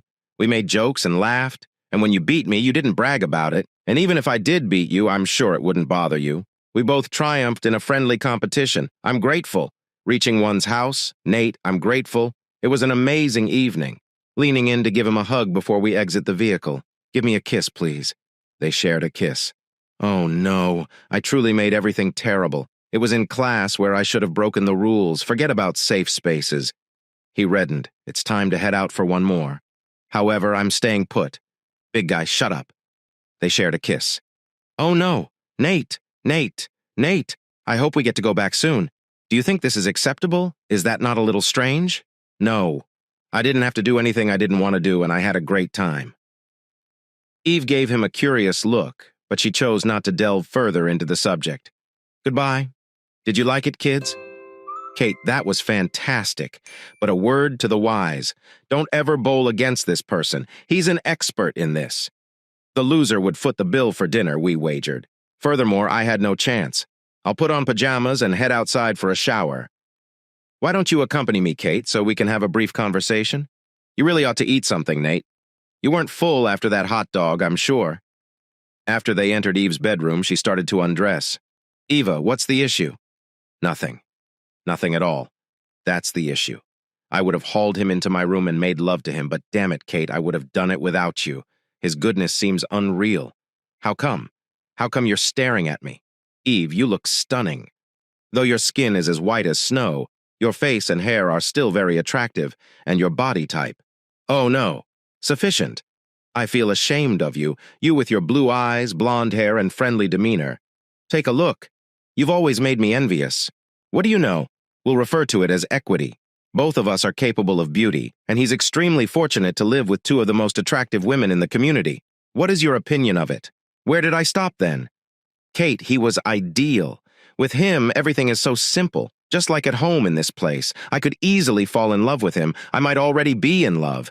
And when he gave me a kiss, if this is how you feel about him, that's okay. I won't get involved. Never. We made a deal. Until he selects one of us or someone else, we will both date him. Hell, maybe he needs us both. He made multiple insinuations that she engaged in a number of odd behaviors that he found objectionable. And at the hotel you heard her say that. However, during their 3 years of marriage, he fulfilled all of Kate's wishes. Someone must be in bed with him. As I mentioned earlier, he would have been making out with me in the truck if it had been someone else. We never would have arrived home. Oh, no, Ava. I'm now concerned about tomorrow night because of you. Remain calm, you're going to love it. What plans does he have, I wonder? I'm going to bed and take a shower, I think. It's nice to be here with you, Kate. And I don't say that enough. You're the greatest friend I've ever had, I promise, and without giving it any thought. She gave her a hug. I'd better head to the shower. Would you mind seeing what this large meadow is up to? Perhaps he will hint at tomorrow for you. Kate thought her skin was very soft and smooth when she came out of the bedroom. She was soft all over. And give Nate a look. He's adorable. I believe it would be quite simple to want to be with him forever. Nate, you're killing me. What ought to I put on today? Something without cost, something that's ready for occupancy, no underwear, and ideally clear. At the same time, both girls. How come? No, it was a joke. I would love one of your spring dresses. He entered her bedroom and began rummaging through her wardrobe. What are you doing, mate? This. It will be flawless. As usual, underwear is optional. No, I should tell Nate that you should wear something. All of this is starting to frighten me a little.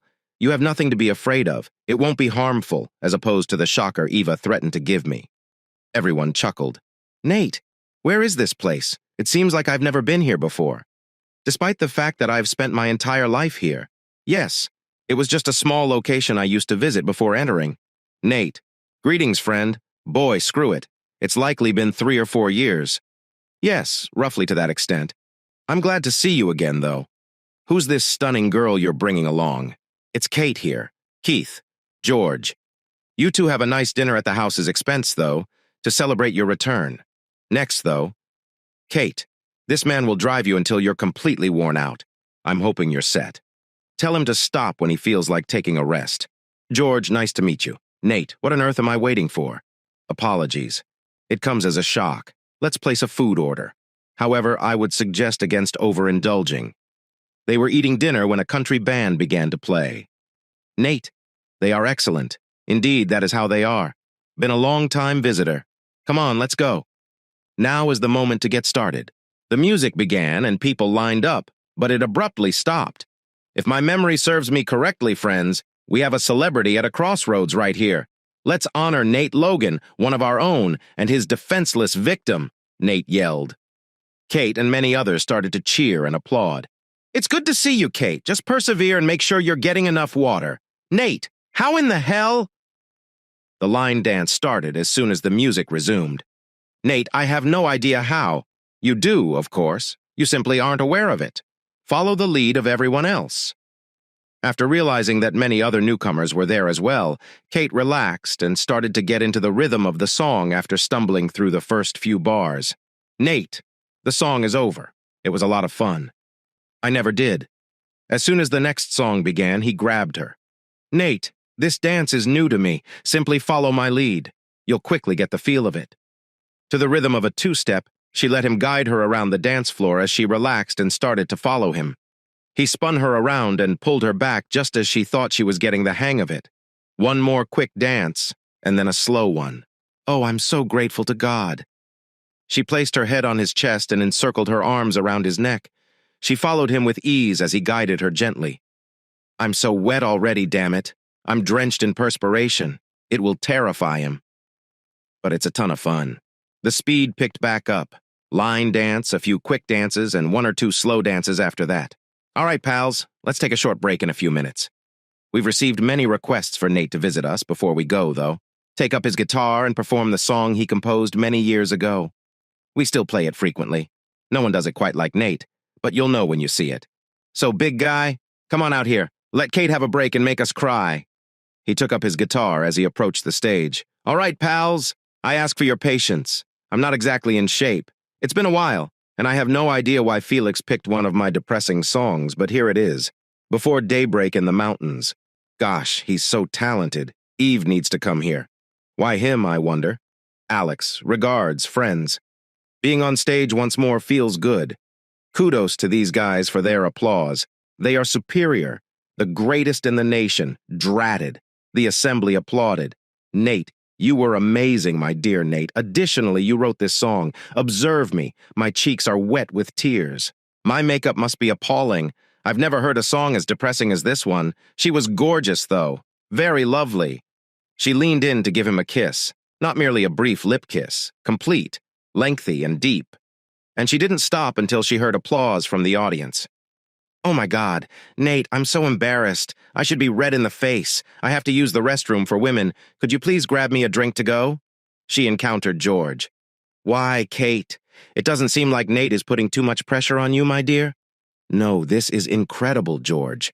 And I didn't know he could play the guitar or sing. He remained silent about it. What took place? He brought another girl here once or twice, and each time she created a stir. Dancing did not seem to be her thing. How come? He was giving a performance, who knows what else. Then he ceased visiting. Since then, he has only made one return, this one. If it isn't already known what transpired, he got married to her and is currently divorcing her. It's evident. This was what I was afraid of. You and him are, in my opinion, a far better match. Kate, I appreciate you coming. Go fix your makeup now. There were several women going there. Despite wearing minimal makeup, she made everything look nice.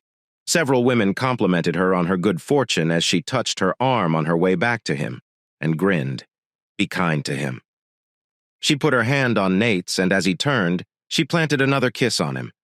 I'm sure I'm in love with this guy. Kate approached George and planted a peck on his cheek as they were leaving. George, that was fantastic. I'm grateful. I'll see you shortly. I should practice my steps more. Plus, it always wins over aerobics. She then gave him a wink. She gave him a kiss as he got into the car after he helped her get in. He embraced her firmly against his chest. Then she abruptly stopped. Nate, I apologize. I was not in the mood to go quickly. Kate, I ought to have asked you. Everything is all right. Your kisses are very amazing. They also aid in my forgetting. They shared another kiss. They were both unwilling to stop. Then, though, the headlights turned on. They heard the horn sound. Nate, get a room for yourself. They chuckled. Country boy, I think you should take me home. I must take a shower. I'm completely drenched. I had the best time I've ever had that evening. I'm grateful. Eve was already in bed when they came inside. I would love to have you shower with me and stay the night in my room, Nate. Kate, I would adore to. However, perhaps we should practice the dance moves before attempting something too challenging. It's okay. Naturally. Nate. Whichever you deem most appropriate. However, I'm hoping we pick up the steps fast. She gave him a wink. Once again, thank you. Nate, you can play some of the other songs you wrote, but we need to get you a guitar first. Dreaming of the night, she hurriedly showered and got into bed. When he was done, Nate walked into the shower and pulled open the curtain. Eve was in that position. Nate, I apologize, Nate. I mistook Kate for her in the shower. It wasn't my intention, but Nate, damn it. All right, I'm heading out. Mishaps occur. Chuckling. That's what you said, right? Apologies. She proceeded to Kate's chamber. Wake up, Kate, and tell me what transpired. Ava, it was amazing. Probably the most incredible night of my life. We kept dancing nonstop. Eve, he's not only a fantastic bowler, but we also visited this tiny country pub. He was well known to all. He used to write songs and perform in a band. I cried when I saw the one he did. It was really depressing. However, he's incredible, as well as his kiss. Oh no, I'm already lost, even though you seem to be falling in love with this guy. Do you think I should give up now? No, never. A promise has sealed our contract. We resemble sisters. Oh no. It's similar to that show where the male character has multiple wives. I never gave it much thought. All right, sibling, spouse. Until and unless he decides to pick one of us, we decided to share him. I concur. I concur. Regarding that, sister. Our man was just coming out of the shower when I happened to walk in. Holy asterisk T. All of this running and gym going, in my opinion, is really effective. Not at all bad. Both of you. We shared a kiss. I was prepared to go all the way, but he insisted that we must first learn the steps, much like in a dance. Tonight I picked up a lot of new dances. All I can hope is that I can figure out how to get him here. Eva, how are we going to accomplish this? What happens if you bring him home and put him to bed? How should I proceed? Shall I head out for a bit or what? Kate, whatever you want. I'll wait at the door to hear if he takes you. They embraced and giggled. Ava, it makes me very happy to be with you here. Do not allow me to do anything that will sour our friendship, please. Do you agree? I concur. Kate heard Eve's door open first thing the following morning. How come? All right. Rise and shine, now is the moment. Put on old clothes and look presentable. We're in for an adventure. What the hell, mate? She heard Eve exclaim. Sunday morning. All day we are required to sleep and do nothing. Before starting the new work week, relax and heal. You are aware of their usual remarks, simple to express. You cannot be idle for a seventh of the week. I made sausages and pancakes. Additionally, they will get cold if you wait too long. More groans. Hi there. Pancakes with blueberries. Excellent work. Romeo, why did you not previously treat us like royalty? He hesitated for a second. I'm not sure. I believe he shook his head as tears welled up in his eyes. All right, enough of that. Come with me into the truck. They traveled over rough dirt roads into the countryside before he pulled over at the trail. The devil knows where we are. Are you going to bury us in the leaves and kill us, Nate? No. However much fun it might be. This trip is one of survival. I'll give you each a water bottle and a loaf of bread, and you will eventually reach the highway if you use this compass and go due north, and I'll come get you there. The girls exchanged glances. They shook their heads after that. Never. Just kill us if that's what you want to do. We. Nate dratted. We'll never be able to escape. We are merely joking. About a mile up this trail is a waterfall, with all of the recent rain. It ought to be at its best. I am aware of your obesity and lack of fitness. Kate, strike his shoulder. You are a jerk. Among the sexiest girls in town are us two. Really? Ava. Oh, no. All right, give your ridiculous waterfall to me. Nate discussed the natural history of the area and pointed out various trees and wildflowers as they strolled. He insisted the girls had touched a 5-legged black rat snake that he had pulled out of the underbrush at one point. They're not slick at all. They're soft and silky. There is a tiny keel in the center of each of these scales now. See if we can locate a black racer with a nearly identical appearance. These guys are calm, despite having smooth scales. Before I could reach him, the racer would have already taken a bite out of me. The girls gave him a look. Who the devil are you? Nate Logan. Singer, songwriter, bowling champion, woodsman. Allow me to speculate. Did you serve as a scout? I was an eagle, really. When I was younger, I went into the forest a lot. Before they got divorced, my parents used their constant fighting as a means of achieving some peace. They both made contact with his hands. Nate, hold on, I hear something.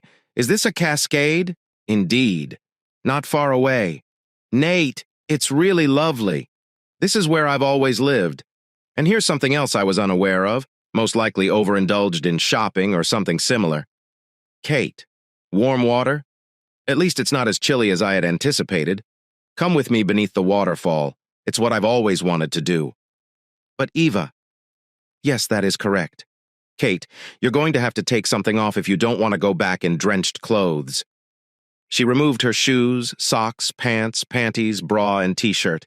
She went to the waterfall while holding hands and waited for Kate. I do not wish for my bra to become wet. She removed it.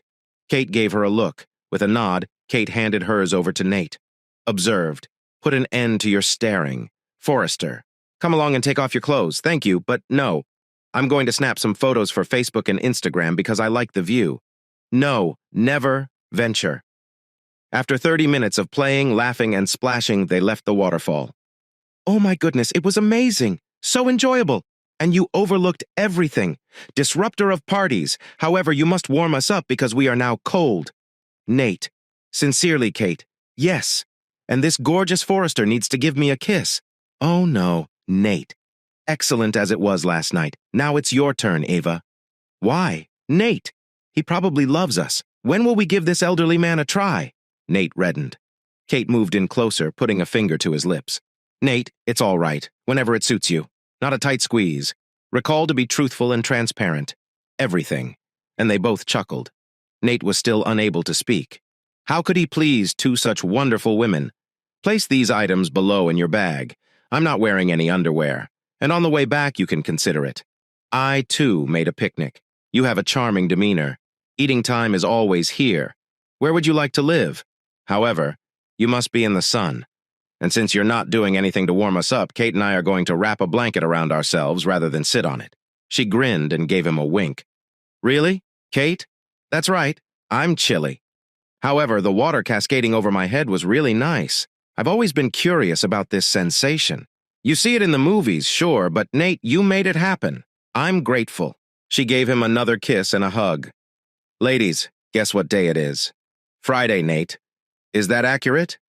Yes.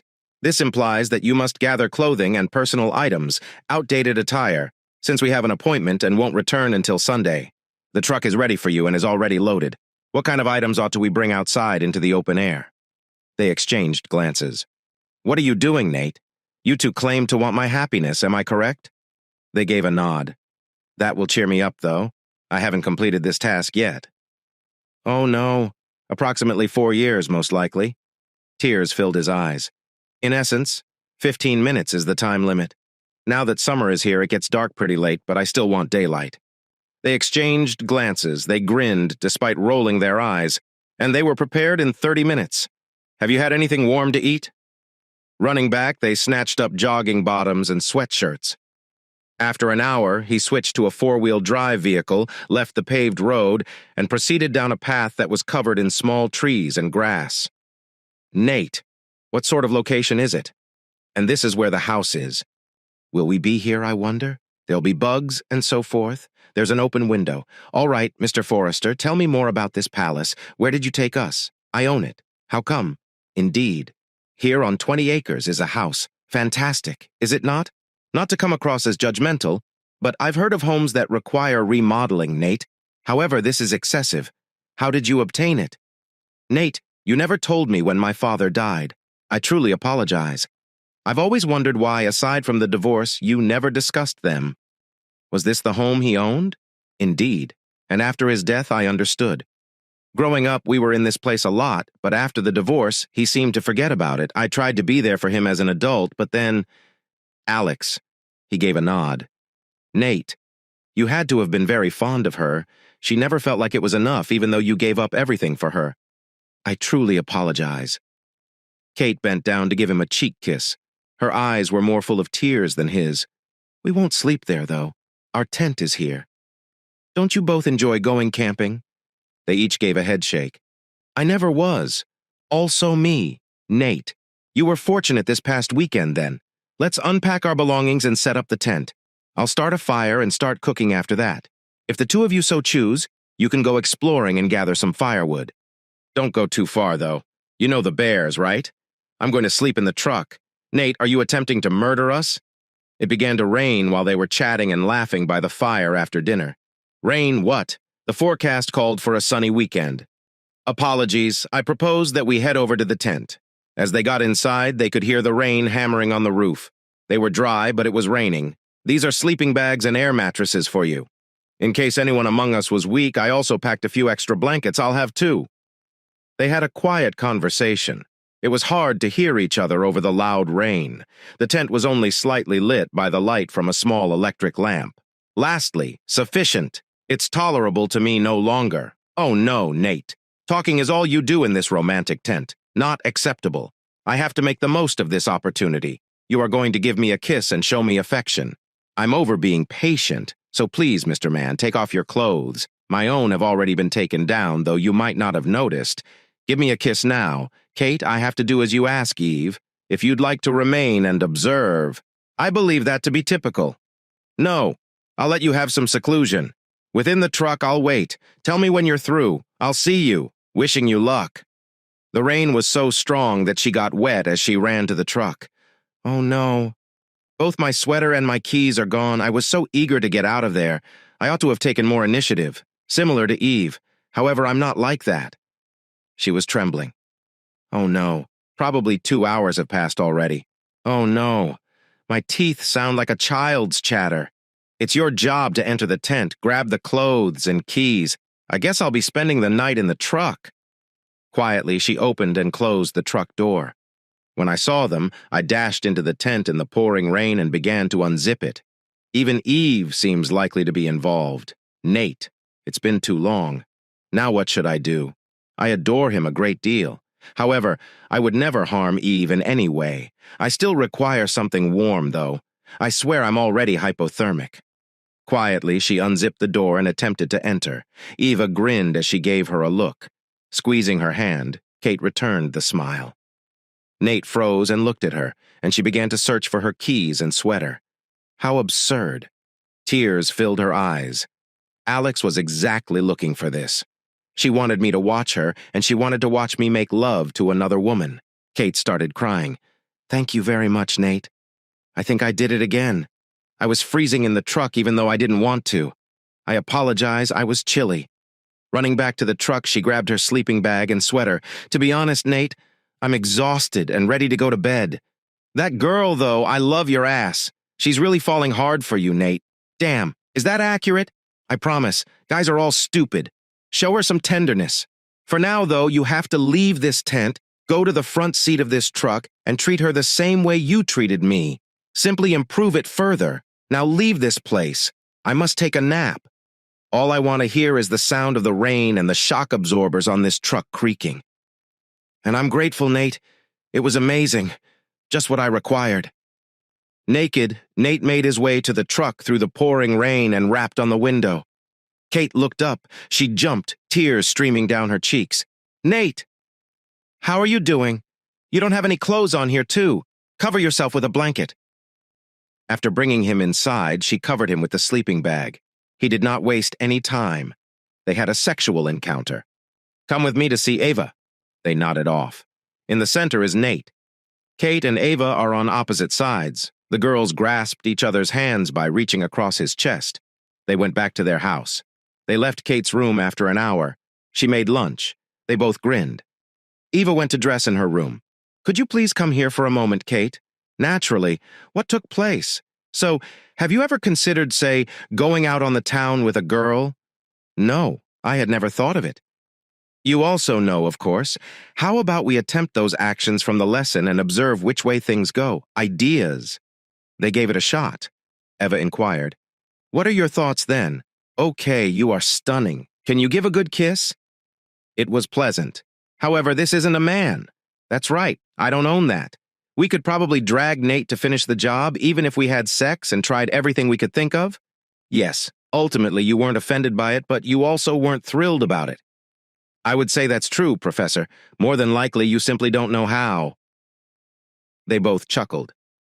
Asshole. Thus, spending time alone with Nate will make him happier. Not necessarily ours, though. Yes, but I believe not. It's strange, isn't it? You simply don't feel or smell right for whatever reason. Big, hairy, stinky men are what I want. They gave each other hugs and kisses as they both started laughing. Kate, you're very funny. I never want to sabotage our relationship. After dressing, they went to the living room to join Nate. All of this laughter, I assume, was directed towards me. Naturally, hairy guy. They chuckled once more. He shook his head and grinned. They made love, worked, and played together for nearly a year. No fights, envy, financial problems. Everybody made an effort to give more than they got. Nate and Kate occasionally shared a night together, occasionally with Eva, with one at times and then the other. Eve, how the devil does he do that? He never declines, never experience fatigue. Not sure. I worry a little, but I think he's probably some kind of machine or something. I'm not sure if he really wants it or if his main goal is to make us happy. Hell, he would probably have sex with us until he died if he was just with one of us. However, it's not the worst option. They chuckled once more. Kate came home at midday on Sunday. She moved to give Eva a hug. "Nate, where are you?" "To the sleeping quarters." "Yes, I will greet him. This isn't worth doing right now, in my opinion. I mistook you for being at your mother's. She hadn't heard from you in a while, so she called me this morning and asked if she could speak with you. I could tell Nate, who was standing next to me, was upset. No way, no way. Put on clothes," she said. "We'll go walking into Nate's room." "How in the hell? Nate, I had faith in you." "True, but what about confidence? I assured you that I would never take any action to cause you harm. I expressed my love for you. I swear at it. You really aggravate me sometimes. Pick up the keys. You won't say a word as we leave." He gave a nod. She pushed the seat forward so he could drive after they got into his truck. Eva whispered to Kate, "This won't work in my opinion." Kate turned to see Nate and Eve wedged up against the dashboard. "Oh no, this vehicle. All right, to my vehicle. And until I say so, neither of you tries to talk to me." After an hour of driving, Eve covered this idiot's eyes with this shirt. "You two also don't say anything?" After a few more minutes of driving, she came to a gravelroad.com, pleaded the final turn. The vehicle came to a stop. "Oh no, Kate, all right. Once the blindfold is removed, the two of you can converse." Nate glanced, blinking multiple times. How absurd. "This past weekend I was here. I didn't deceive you, I promise, not either of you. Sure, I was lying, but I wanted to keep it a secret. My goal was to complete the interior remodeling so that we could spend the following weekend here." She broke down in tears. "Oh no, I apologize for not telling you. In the car, they both gave her hugs. "Kate, I apologize for my lack of faith or mistrust in you, just simply because, like me, you are a fool. I apologize, Kate. Please come out and give us a tour of everything." "How did you accomplish that?" "Remember that I assist in managing a construction company? I asked my friends for assistance, received numerous discounts. Drilling a well and installing a water tank with a tank are the plans. The pump can be smaller and the depth of the hole can be reduced. I was having money issues. Allow me to demonstrate. New doors and windows on the roof. Painted the exterior. During my absence, I redone the interior entirely. Remodeled plumbing and electrical, plus foam insulation for added coziness and rodent resistance. Oh no, they're all supposed to be here. There are 3 bedridden bedrooms, a generator, a refrigerator, and a few heaters. I also placed an air conditioning order." Nate gave her a tight hug. "Kate, there are too many of them. Why did you act in that way? It was not necessary for you to, since the two of you have brought me so much joy. I believe that occasionally we could all have fun if we could all get together here on the weekends or even during our holidays, in spite of, I really don't want to give it any thought. Let's head home now. For each of you, here is a key." "Nate, I said we could have the keys." Of course. Of course. That was what they saw when they got to their apartment's parking lot. Even in the event that something occurred, Alex was standing near the entrance. Kate bowed her head and started sobbing. Tears filled Eve's eyes. "I must speak with her. I'm going somewhere, I think, so you two can enter." Emerging, he approached her with a sense of impending doom. Nate, I had to come see you. There's a lot on our agenda, totally disregarding the girls. Please let's head to our car and have a chat." Grabbing his hand, she drew him in the direction of the car. She gave him the keys after taking them out of her pocket. "We should go talk about our future over steak at Black Angus, and never forget that we are still wed. It requires time, and you never signed the paperwork anyway. Not even I signed. God be praised for that. Is that accurate?" Nate abruptly turned on the light, went inside the apartment, and left the girls.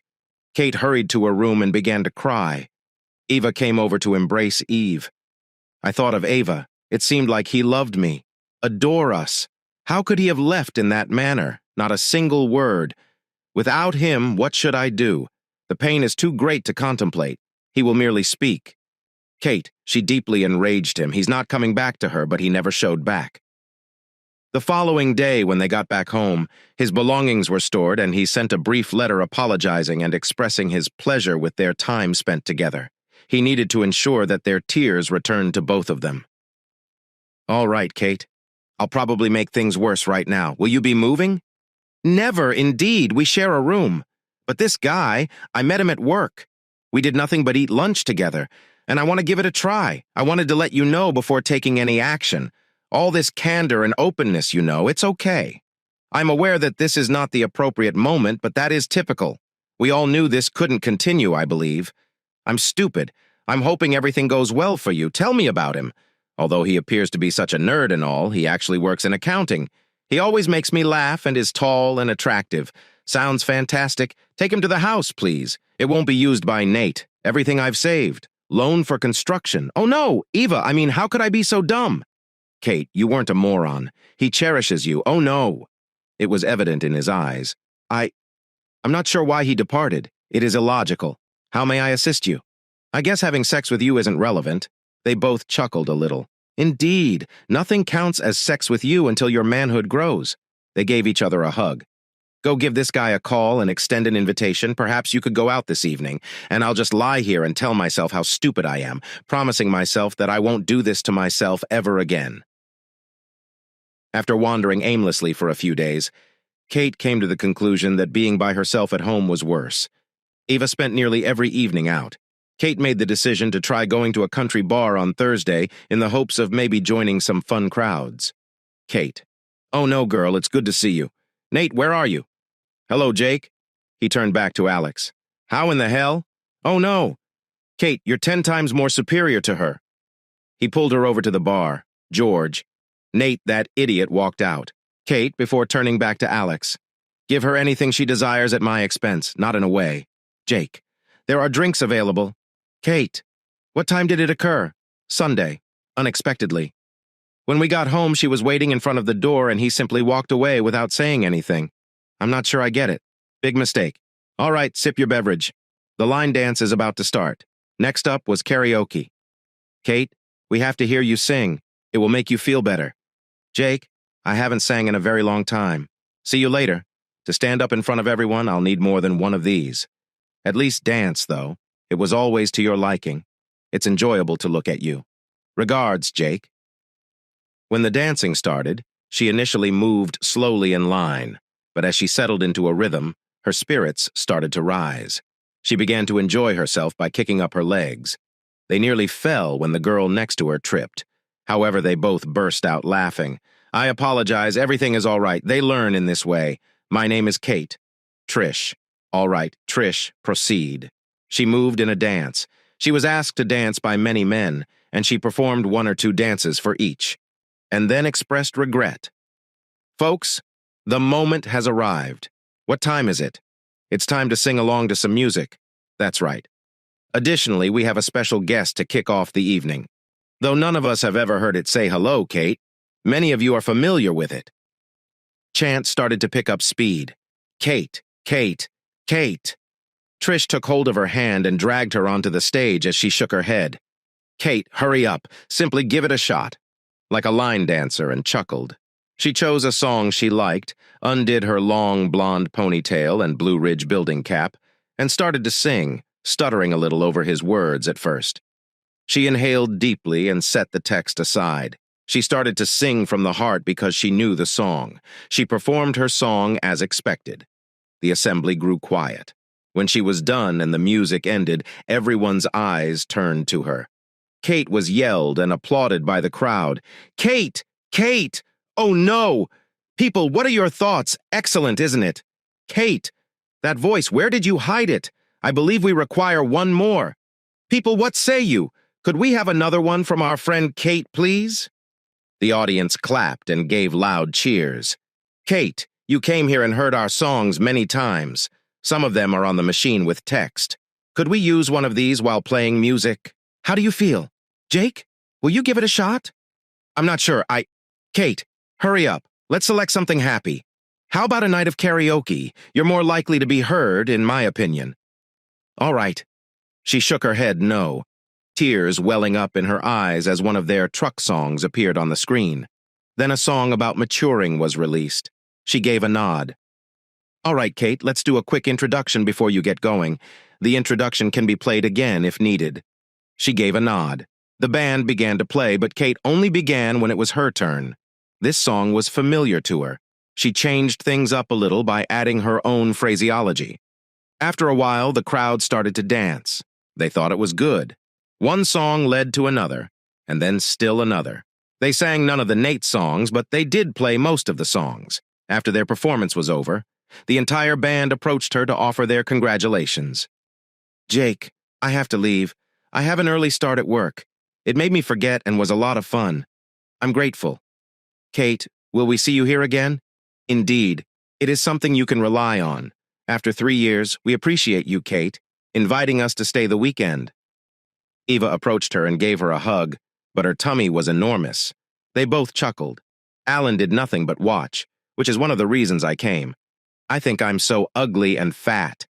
And you never fail to make me smile. Costly. You are stunning. You appear more gorgeous than before.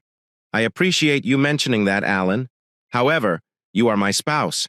This is something you have to say. If not, I'll deprive you. She then gave Kate a wink. No, he is correct. Eva. She held onto her cheeks. Ladies and gentlemen, take note of the worn-out, drained look. Cute, plump face with the cutest double chin. A massive tan that was a futile attempt to conceal those enormous protruding breasts that were overflowing my bra.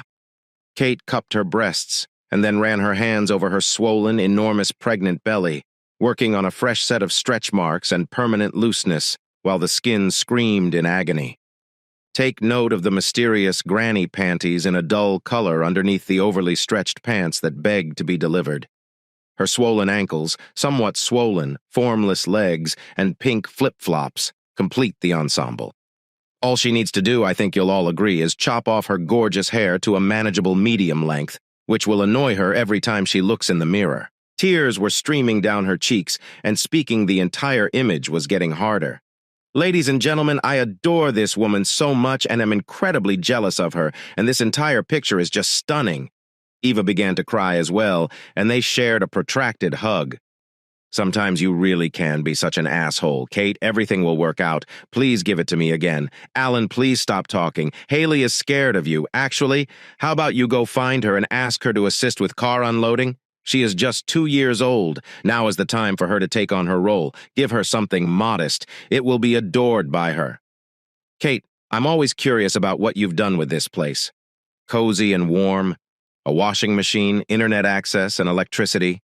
God, oh God, Kate. Washing machine. Yes, I was effectively living here illegally, so yes, it was a bad idea. Although I assumed he wouldn't use it, it's still mates. Plus, I could finish most of the work by myself.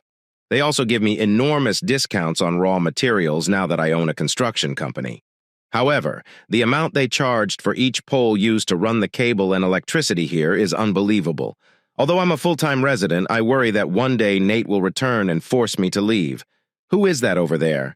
I'm going to go look, Eva. I baked those cookies and there are donuts in the kitchen. You cherish. Detest you. In what location are they? Hand them over here. They chuckled once more. She remarked as she went outside. Hello, everyone. Why have you come here? Kate, there are a few things we need to discuss. Let's sit by the fire, Jake. Do you want to have a drink? No. Thank you, but no. To start with, Kate, we had a great time playing with you. Sounds menacing. You sing so damn good, man. In week 2, we might have a full weekend booked. We also seem to be traveling all the time. We adore having extra cash. Oh no, there are plenty of them, but we are sick of traveling and miss our families. I take it you want to perform only in bars? Several times a week, roughly, I concur? This seems excessive to me, not fair to the people you care about. Kate, I appreciate your understanding, but He gestured around the circle with his finger. We're all in agreement that you should try out in Nashville or somewhere else because you sing so beautifully. Whoa, our site has a ton of subscribers. They adore watching videos. I'm very grateful to all of you for this. However, I must take a rest. Actually, I was about to recommend the same thing to you, but I'd also like to take a vacation from singing. It's okay. All right, but you're so beloved by the crowds. And there were a ton of views for these videos on YouTube. No, I need to take a short break. My intention was only to go to a bar and dance, not to perform, because of my new position and my hectic schedule. Only just. We would, however, be delighted to hear you sing a few songs if you decide to change your mind while you're there. I will not think twice. Would anyone like to stay for dinner? We should have enough food now that Eva is here. No, let's go for a stroll. Kate, we shall miss you. Also me. I cherished every second. This was what I needed. However, I'll be at the club every week. Let's give each other a hug. Say hello to your wives and leave this place on my behalf. That you have them is a blessing. You're not worthy of such lovely women, and remember it at all times. She turned to go back inside and said, Ava, I'll go outside and get some fresh air. The guys agreed to no longer play live. Well, outside of the bar. I also said that I needed to take a vacation from singing shifts. Detest them. They mess with my sense of control over my life and my neat little world. I have to solve this. For a long time, I don't. Just let me head to the river. Eve gave her another hug. I'm going to get dinner started. Kate, don't hurry. It will be your day. What's in this place? Rising out of the river is Poseidon. Oh God, examine him. What do the shoulders look like? The rear. Apologies. With a shudder, he turned to face her. Then he looked down and saw he was naked, plunging into the water up to his knees. My. Who is this man? I apologize, madame. I was just taking a brief break. From where did you originate? From another object, like a plate. Have aliens returned your favor? Other than my house, nothing is present here. Meadowbrook. Bark made of honey. This must be 25 miles away. I wandered off the trail a little. If you get lost and come across a river, my father told me to follow it because it will lead to civilization. Indeed, he will. Most likely after 15 or 20 miles. It was better to turn right rather than left along the river. Honeybrook was giggling there. On the Meadowbrook Trail, are you lost? Indeed, ma'am. Not the best moment of mine. How much time have you spent here? Tonight marks the 3rd night. Oh, no. No, it won't. I'll bring you to my place once you leave there. If Eva is virtuous, it should be almost time for dinner. He was still kneeling in the water. Noah, what is the issue? It appeals to me. He gestured to his clothes lying on the beach. I apologize. With a smile, she turned around. Many thanks, ma'am. I was feeling a little under the weather. After dressing, he went to join her. Noah, fuck off. These clothes do smell a little, I must admit. Or something? Did you roll around in deer poop to cover up your smell? Come on. Take heed of the wind I blow. Similar to this. My name is Kate. He nodded his head as they shook hands. Oh no, who is this man? I see that you are wed. When we get to my house, we can give your wife a call. He faltered. I apologize, Kate. My spouse. About 2 years ago, she passed away. Cancer of the breast. It was awful. I simply can't remove the ring. Although Kate touched his arm, I know I should. It's all right, Noah. I know how hard it is to try to move on after losing someone. You had to have been very fond of her. Indeed, ma'am. We married in college after dating through high school. And as he started to cry, she touched him once more. Who is watching the kids? They ought to be extremely afraid. She didn't own any kids. Despite our attempts, none of these cutting-edge technologies were able to take hold. Then they were gone from her. Our hearts were broken by it. Apologies. I know I'm a fool for even posing such a question, Noah. Well, let's talk about something else. From where are you? Lake Mountain, lake in the mountains, and you lost your way along the way? Indeed. Madam, my father will be very disappointed in me. All right, give up referring to me as a madam. You are aging me. Indeed, ma'am. He laughed as well. Also, stop that. What then are you doing? I believe you run a mountain tour company. She grinned as well. No, I'm a civil engineer, Kate. Noah. Maybe it's not Nash that you have for a last name. Noah. Nash. R&D in engineering. Studied in Texas. Indeed. Kate. How were you aware of this? I was the building manager at Blue Ridge, and I noticed your name on all these ornate beams and supports. The builders adore what you've done. Everything, so they say, is in its proper place, flawless and up to par. I'm grateful. Kate, putting a lot of effort into this. If you don't do it correctly, it's not worth your time. How does your dad say this? Here we are. Noah enters the room. Eve observed Kate. What kind of smelly, filthy man did you drag out of the river? Will you be abandoning him? I apologize, Noah. She was not an English major. Noah here, this is Eva Allen. This is Haley, the little one. They gave each other a handshake. Big guy, first things first. I'll give you towels and show you how to use the shower, among other things. Additionally, I'll wash your clothes. We might not find anything on you, in my opinion. Allen is slightly smaller than you, I mean no disrespect. Allen, no, naturally no. How is this offensive to me, Kate? I'm used to you. He laughed as well. Now, Noah, please undress. I'll get them up with a stick. I'm kidding. Oh, I see. I should come outside while you undress. I apologize, I didn't think so. I mean, I've seen a lot already. He reddened.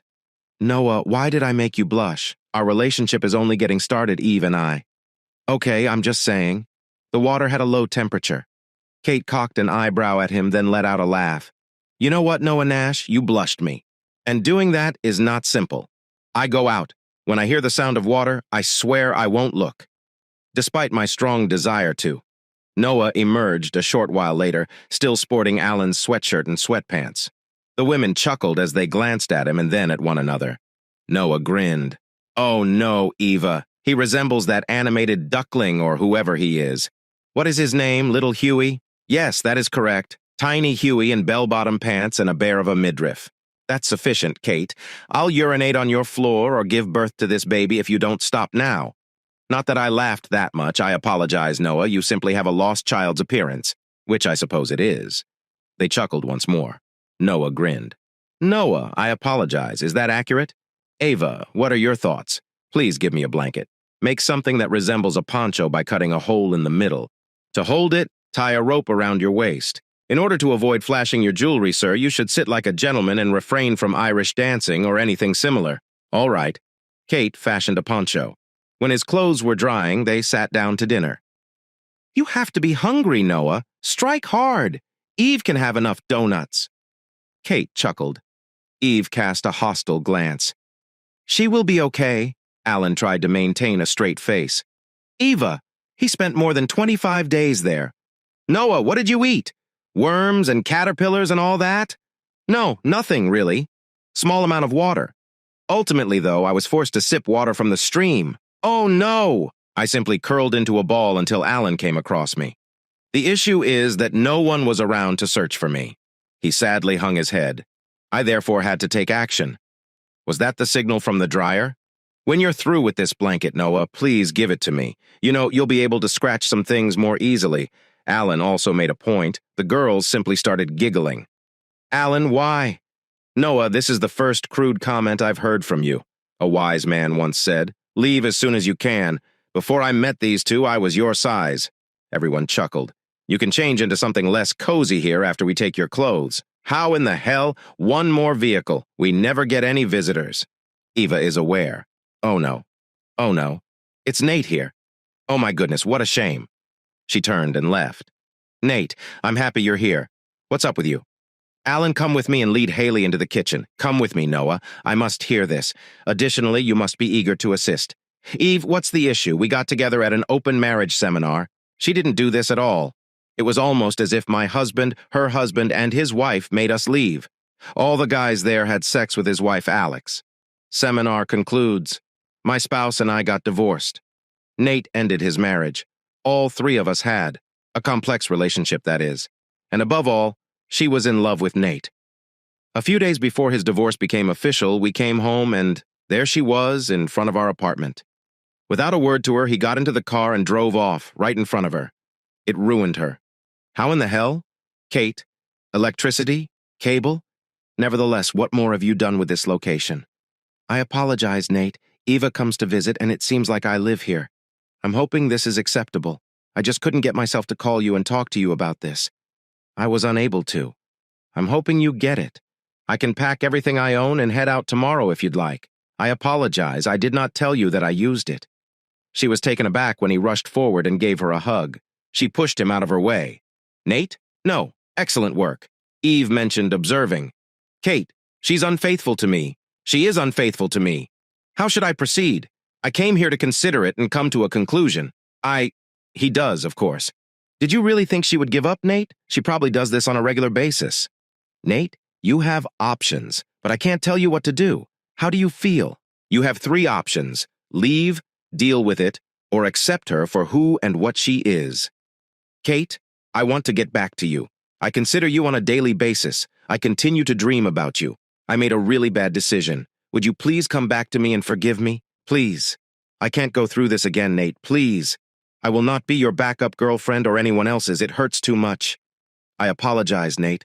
The ship has already departed. You simply got into the car and left, not a single word. Despite everything we've been through, we didn't even say goodbye. And you were aware of my feelings for you.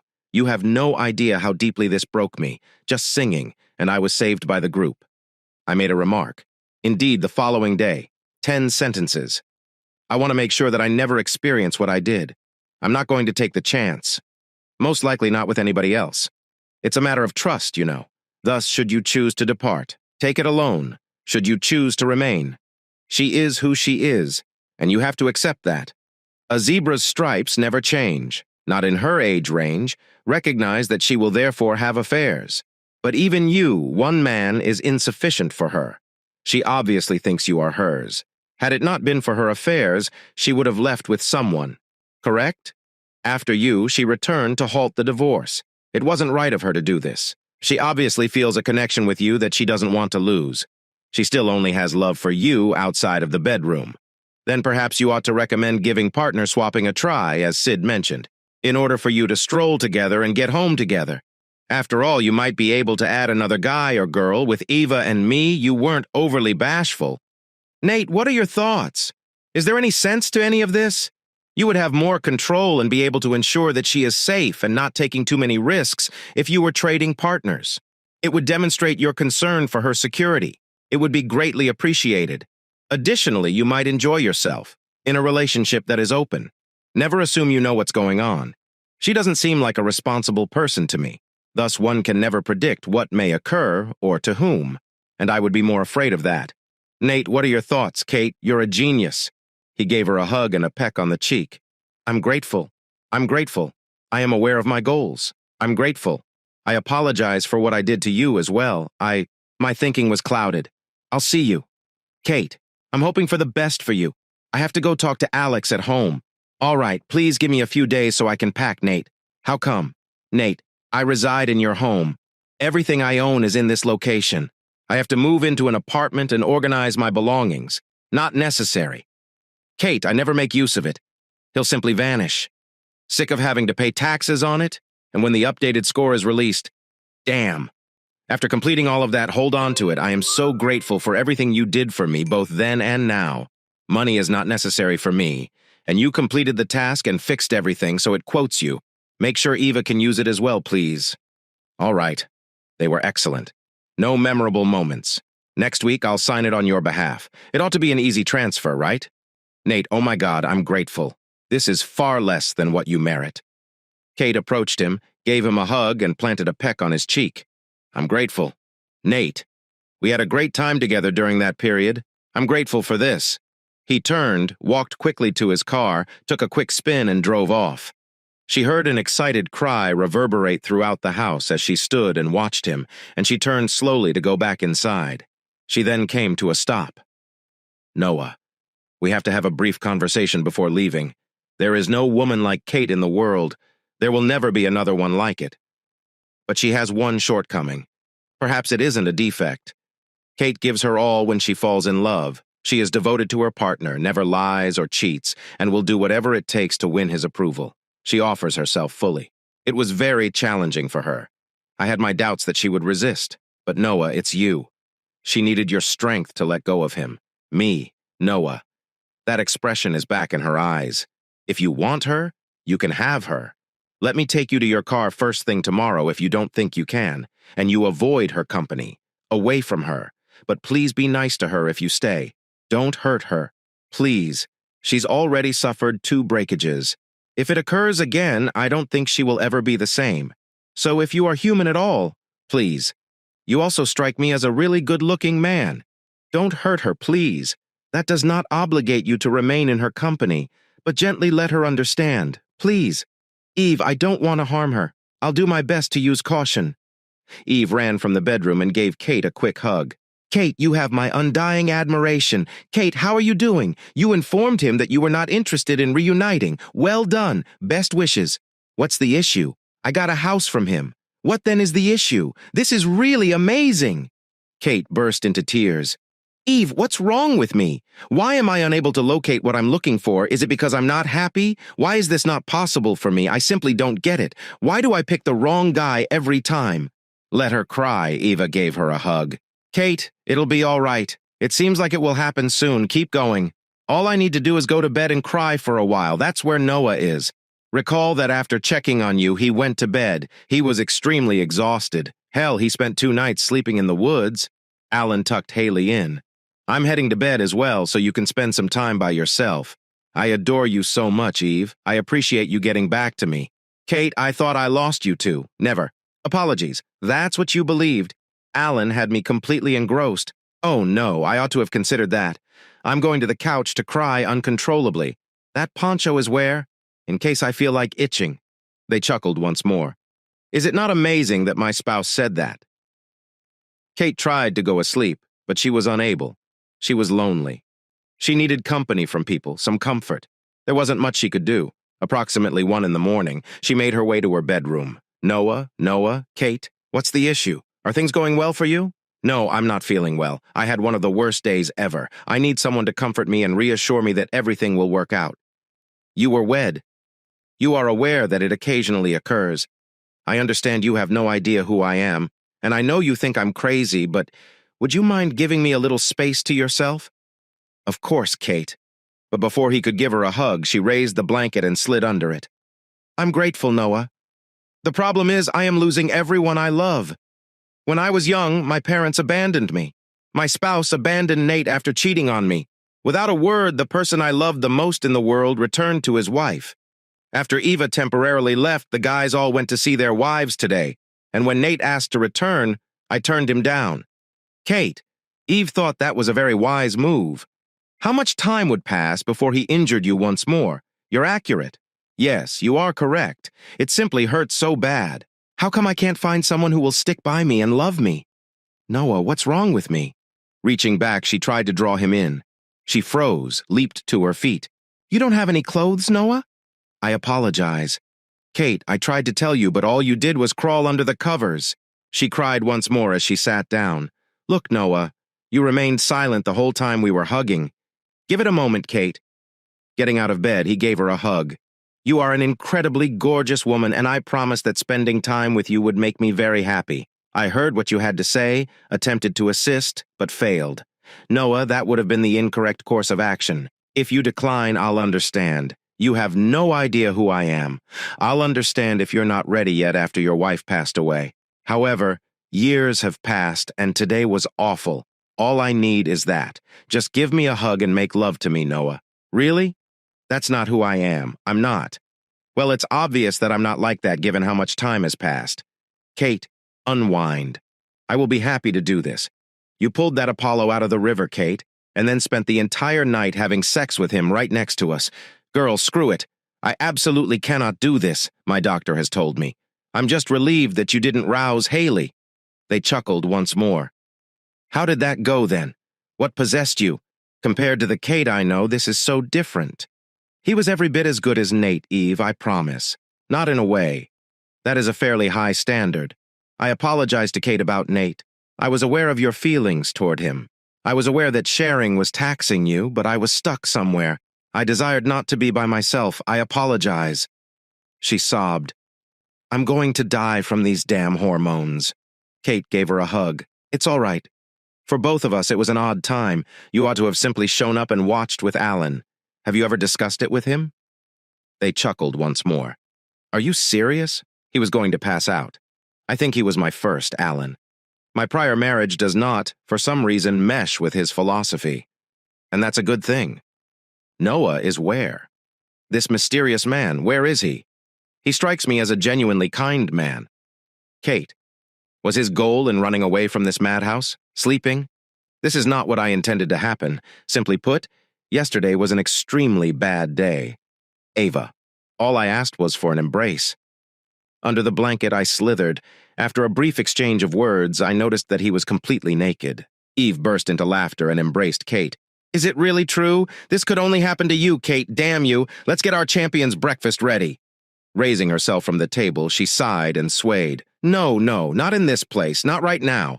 How come, Eva? What took place? Her water broke before she could say anything more. She let out another moan and clenched her stomach. Alan, go wake up. I just broke my water and I'm about to go into labor. We must visit the hospital. Alan was startled out of sleep by Kate, but he quickly got dressed. Eve, would you like Alan and I to accompany us? No, he'll bring me along. This is not the initial instance. Could you watch Haley closely? Yes. To get a car seat for me, though, you had better take my car. All right, indeed. And once Haley and Apollo have finished their breakfast, you are welcome to visit the hospital. Good luck to me. They gave each other a hug. Oh no, Eva, I adore you so much. Look after yourself and make sure he drives defensively. Without a doubt, you are the sister I never had. Wishing you luck. She gave a wink. Furthermore, I never felt your enormous breasts. Oh no, you will be held responsible if you make me laugh out loud once more, but it's best if I get rid of this monster as soon as possible. I also adore you. Kate, I appreciate your unwavering presence. Allow them to slumber. Take your time. It will take some time to register. Oh no, I nearly don't want to wake Noah. How is he going to perceive me this morning? Did I make a mistake? I'm hardly familiar with him. Greetings for the morning. Kate. Glancing about. It was a great night last night. I'm grateful. This was what I needed. I believe we were mutually beneficial. Where are we at this morning, then? She gave him a hug and a kiss. It was a great night last night, and we would have returned to the bedroom if it had been up to me. This is where we stand, in my opinion. Regretfully, Ava experienced labor. We are on baby duty while they head to the hospital. What should I make you for breakfast? I also have to cook Haley some eggs or something. After that, we have to leave. Do you need to go get the car and change, or can we head straight to the hospital? No, we ought to head straight to the hospital, in my opinion. I should stay and watch Haley unless you feel that I should, so you won't have to drag her to the hospital. It can take some time for the birth. Would you carry that out? Of course. Why not? With Haley, that would be enjoyable. She gave him another kiss. No, come on, let's go. It required less time. Just like the first time, the second time. And she didn't give birth to Haley for very long. Hell, while we're driving, they could text and say she gave birth already. Are you certain that this is typical? I'll make toast and eggs here. You get dressed and change into new clothes. Hayward. Nothing is where I know it to be. Right here. Is coffee present? Robust black coffee, how come? Without a lot of sugar and 50% cream. Also me. Indeed, there's a lot of it. There's oil on the surface. Fry pans are kept underneath the range. The rest can be found on your own. They got to know one another by having ceaseless conversations about everything under the sun while driving. They had only spent about an hour in the hospital. We're ready, Alan announced as he emerged. Mother and child are doing well. Naturally, during labor, the baby got to learn a lot of different swear words. Oh, young lady. We still haven't decided on a name for it. Haley is where. She wouldn't let me go upstairs with her. So she and Noah are downstairs. How soon can I see the baby and Eve? How proud I am of you, Ava, even though your husband is a complete jerk. She gave Alan a wink. She is breathtakingly gorgeous, similar to Mom. Her eyes filled with tears. She is really priceless. Ava. My gaze is fixated on her. How fortunate you are. A hand touched her arm. It will be your moment. You'll need a C-section if you marry this big guy. Additionally, Kate, I'm here to stay until tomorrow, Ken produced. Since everything she owns is at your house, it's probably best to stay there. Noah may want to change when I take him to pick up his car. I'll head over there right away. Oh no, Kate. Before you kill me with laughter, leave this place. Go see how my child is doing. He is with a total stranger about whom we know nothing. Alan got up and gave off a worried look. It's all right. Alan, Haley is secure. Noah, I'm concerned. When she came downstairs, she discovered Noah playing a game of hide-and-seek on the floor in the children's play area with Haley and a few other kids. Kate just stared at him, her love for him deepening with every kid's giggle. He grinned as he looked up. Kate and Haley are present. Go see how your mother is doing. I apologize, kids. You had better go find your parents. For now, the fun is over. Kate. Ava, how are you? It's all right, dear. Do you wish to have children? Noah? Indeed. I've always desired, if not four. I'm a little behind schedule already. Oh my God. Apologies, I have no idea what I'm saying. He touched her lips with his finger. It's all right. Kate, unwind. You've had a peculiar 24 hours. Even so, would I have to stay at their home for a day or two and watch Haley? Then I could take you to pick up the car. I'll come by to get my stuff and head to either place. You should probably go home and rest. I'm hoping to see you once more. Not a bad plan. After getting my car, I'll head home to gather my belongings. After you drop by your place, Alan's will be our meeting place. All I need is the address. Oh my God, I'm absent. I hope my heart isn't broken by him. He noticed her worried expression. He grasped her hand. Kate, please don't be alarmed. I'm not the same as the others. I'm only interested in one girl. If you determine that this is ineffective, we will part ways. Only then will I start to consider someone else. I promise never to intentionally harm you. Mom says I might ruin the anvil, though. Believe me. All right. However, there is a requirement that you swear not to pass away while having sex until you're 90 years old or older. She chuckled. We concurred. Come on, let's go. They made love and slept in Eve's bed. However, she changed everything as soon as she woke up and removed the sheets. I made it appear as though nothing had happened by washing the older ones. Eve said, I need to take a little nap until the feeding alarm goes off, when she returned later that day. I will return in a moment. Alan. She smiled as she stepped into the bedroom and pulled back the covers. Oh, Kate, sweetheart, would you please stop by for a moment? Kate went into the bedroom. Kate, the sheets on my bed are not identical to these ones. Would you like to give an explanation? Yes, you and I sinned all over your bed. I assumed Alan would never discover the altered sheets. Eva chuckled. You're accurate.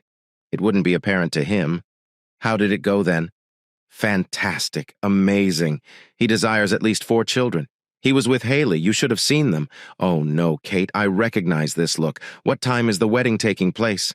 Nobody is aware. You are in too much pain. Indeed, most likely. However, I confided in him all of my worries about lying, betrayal, and trust. He shared with me his fear of witnessing the death of a loved one. Thus, we've reached a consensus. He'll never be unfaithful to me or injure me. I also swear not to pass away like his wife did. A fascinating accord. Please leave so I can take a nap. Well, one more thing. Is he a fan of country music? No, he's a huge fan of alternative rock. Eva was hugged by them. You two look so lovely together. All it does is bring me to tears. Additionally, Hayward. Kate, fuck off. You're crying at me now. There isn't time for this. Months later, I need to take a nap. All right, folks. They take a collective pause. Don't they seem amazing? As always, I appreciate your listening, and do share your thoughts with us. I think Jake's singing is sufficient. To ensure Noah doesn't feel alone, I'll go look for him. She descended the stairs behind the curtain and started to move through the throng. She turned around as she felt a slight tap on her shoulder. Noah? Alex M. High there? Not what I had anticipated. Kate, you really are amazing. What a voice. I never would have considered it. Nate, you must hear this. He's far superior to me. He also composes music. They're stunning. Really? We came here so I could see this location. Take a dance class with him and listen to him sing. I have a ponytail and a cap on for that reason. Pants, not wearing makeup. However, we later heard you sing. He went back to the vehicle. He felt terrified. He didn't want to upset you, that's for sure. However, I must speak with you, please. Kate, pay attention. I could have spent so much beautiful time with him, but I was deprived of those opportunities. You most likely didn't expect to see me, and you most likely despise me. Can we, however, move over there and have a brief conversation? What location is it? More silent.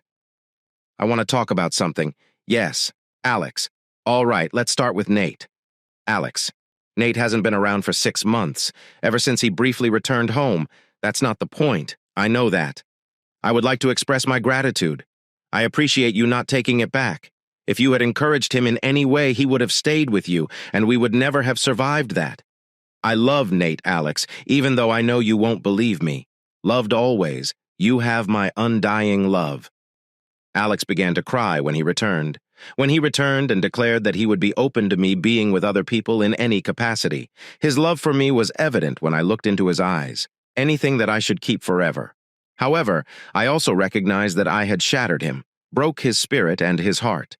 She broke her love for him. I thought he was going to leave. Yes, I am aware I showed it in a very peculiar way. However, I was so terrified that he would go that I couldn't stop searching for other men to see if any of them could make me feel the same way that Nate did, as a fallback in the event that he departs. Nobody was in proximity. God. I was so wrong in my thinking, and yet I kept checking, put his love to the test, sought to find out how far he would go. When I looked into his eyes and realized how much my actions had hurt him, I was overcome with guilt and pain. I broke down in tears like a little kid, grabbed his ankles and pleaded with him to please forgive me. She pleaded with me to let her stay. We talked about everything, and I'm headed in the right direction now. I promise never to betray him again or make him do anything against his will. You may also have noticed that I am sitting in a country bar drinking water and feeling so sick I could pass out at any second. Thus, Kate, thank you. You have made me 4 months pregnant. I can't wait. It's unbelievable that I put this off. She approached Kate and gave her a hug. She gave Kate a backward hug, not sure what to do with her arms. Kate, you have no idea how much you have my gratitude for everything. Our marriage and my life were saved only by you. I would have forced Nate to give you this house and lot if he hadn't already. I believe we could become pals, if you don't mind, Kate. All right, may I come view the lot and house? Nate would not stop talking about them, every single time. However, I never went there and I never wanted to come here with him. Moreover, I want to see it. How do you feel? Alex, that would be fantastic. Give me a call. That things are improving for you and Nate makes me very happy. He was fortunate. And congrats on your baby. Inform me, please. Can Nate and I visit this place occasionally? Though I don't want to disturb you, I would really like to hear him sing. Alex, that would be fantastic. He is amazing. He must be heard by you. After another hug, Alex walked out. Tell me that this wasn't the most bizarre experience you've ever had. I'm eager to inform Noah. What is his location? Upon stepping outside, she noticed a tall woman exiting the car, but she couldn't see him inside. Whoa, being so tall would be awesome. She took off running. Noah. They shared an embrace as she leaped into his arms, a hug from a very familiar place. She put her hand on his, kissed his cheek, and put her head on his shoulder. She gave him another hug and a peck on the cheek as they made their way to his truck. He exuded happiness upon seeing her. He gave her a hug. No, no, no. I can never experience this again. Why? Noah, why?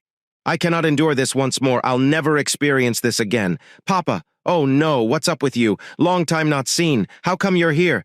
You are so obstinate, brother, that I will never get you to visit me in Seattle. I made the decision to visit you to find out what's going on.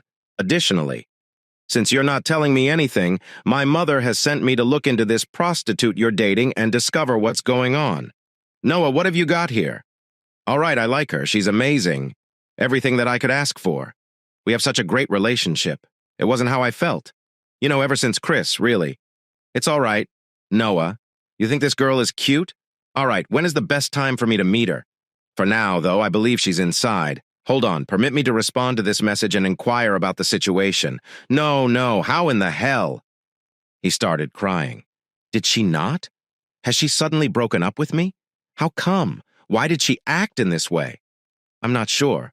I have to go inside and see if I can locate her. They failed to locate her.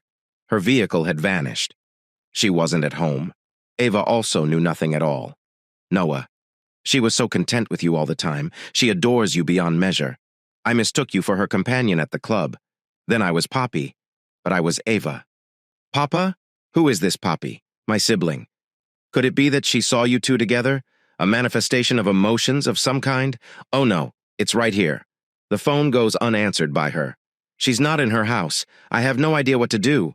She was probably scared when she saw you. She must have believed that everything was being repeated. It's past midnight. Noah, how about you just go home? I will look for her.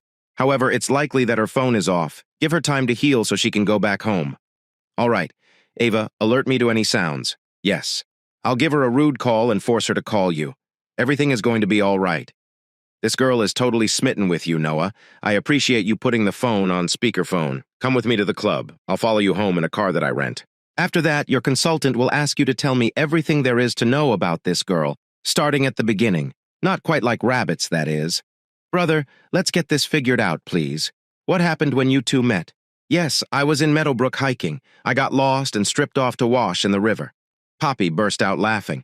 Are you lost on the Meadowbrook Trail to start with? What a moron. Then you find yourself standing in the river with her, nude. I'm going to urinate from laughing so hard, Noah. Only my younger brother could be affected by this. And glance at you. When you blush, you're so adorable. So, Noah, she fears betrayal and cheating to the point of death. She must have witnessed my elegant attack on you. How do you think? I want to discuss it with you. Silence. It would break your heart, weeping like a child. But I believe I have a strategy. Our first task for tomorrow morning. A snarling knock on the door startled Kate. How in the hell? It is 6 in the morning, if Noah is the person. I refuse to allow him entry. Everything has concluded. She arrived at the door, red-eyed from crying in last night's clothes. There is no comb-over. She let herself in through the door. Whom? You are the one. How come you're here? Poppy let himself in, entered, looming over her and giving her a thorough examination, assessing. May, I think you're adorable. Hair type. However, you look awful. A difficult evening. Making amends? No, I had a great night's sleep. I'm grateful. All right, I'm happy to hear that. Thus, you always wake up looking terrible. Do you wear your clothes to bed? Kate flushed red with rage. You also don't look very good, whoever you may be, and you most likely wear this every day. Poppy chuckled. Poppy remained motionless. Why then are you present here? Poppy grinned. This one has personality. You believe you're good enough to date Noah? Who the devil are you? No, I don't think I'm worthy. However, I don't believe any woman is deserving of this man. He deserves someone who will strive daily to earn his respect, to accompany him, to bring him joy, more powerful, better. It's clear now that he believes I'm not the right woman for him. Do you qualify as a tall one? Poppy chuckled. I merely wanted to inform you so that you won't be concerned. I'm going to give Noah a try for a bit. However, be at ease. I will send it back to you once I'm finished. Don't even bother. You've tried it already based on what I observed last night. You own him. I ended our relationship, thus follow your desires. You broke up with him, but why? He'll be back. I promise that I will never, ever again be someone's second choice, even if I am not worthy of Noah. Better is due to me. I expect better. Before I kick you out of my house, though, allow me to add this, which might require a lot of work, by the way. Maybe I'm not into him. Furthermore, he is free to date any female wrestler he wants to. However, if you cause him harm or subject him to what he has already endured, whoever you are, we'll talk again. I'll also forget that I'm a woman. This implies that even if he breaks her heart, she will stand by him. Please leave my home now. Don't you think you love him? It's not relevant to you at all. Whoa, come on. Comparable to a friend of an ex-friend, I do love him, yes. As soon as I laid eyes on it, I fell in love. We do, however, share a common interest. Prior to you evicting me, I have a quick phone call to make. It's okay, evidently irritated. Yes, whatever, in a sarcastic manner. Would you like access to my phone?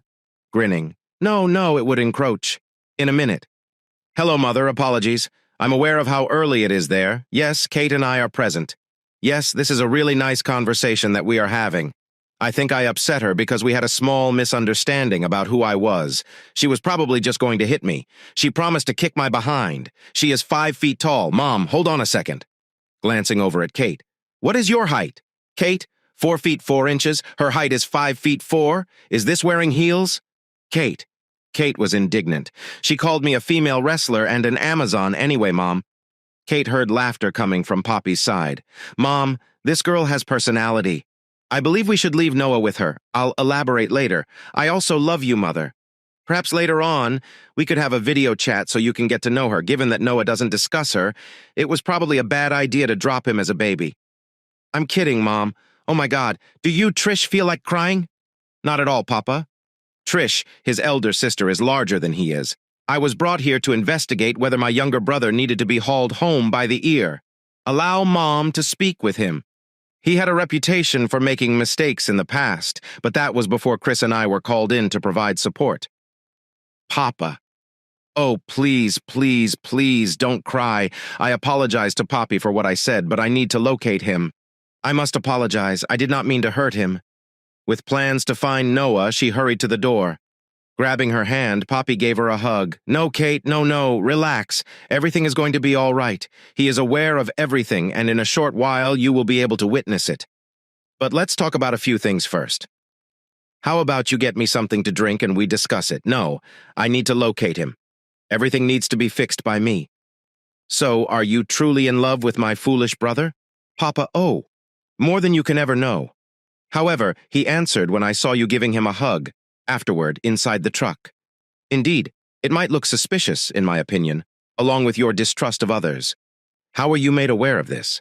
My brother and I have already spoken. Tell me about your interpretation of this tale of love and your feelings for my brother now.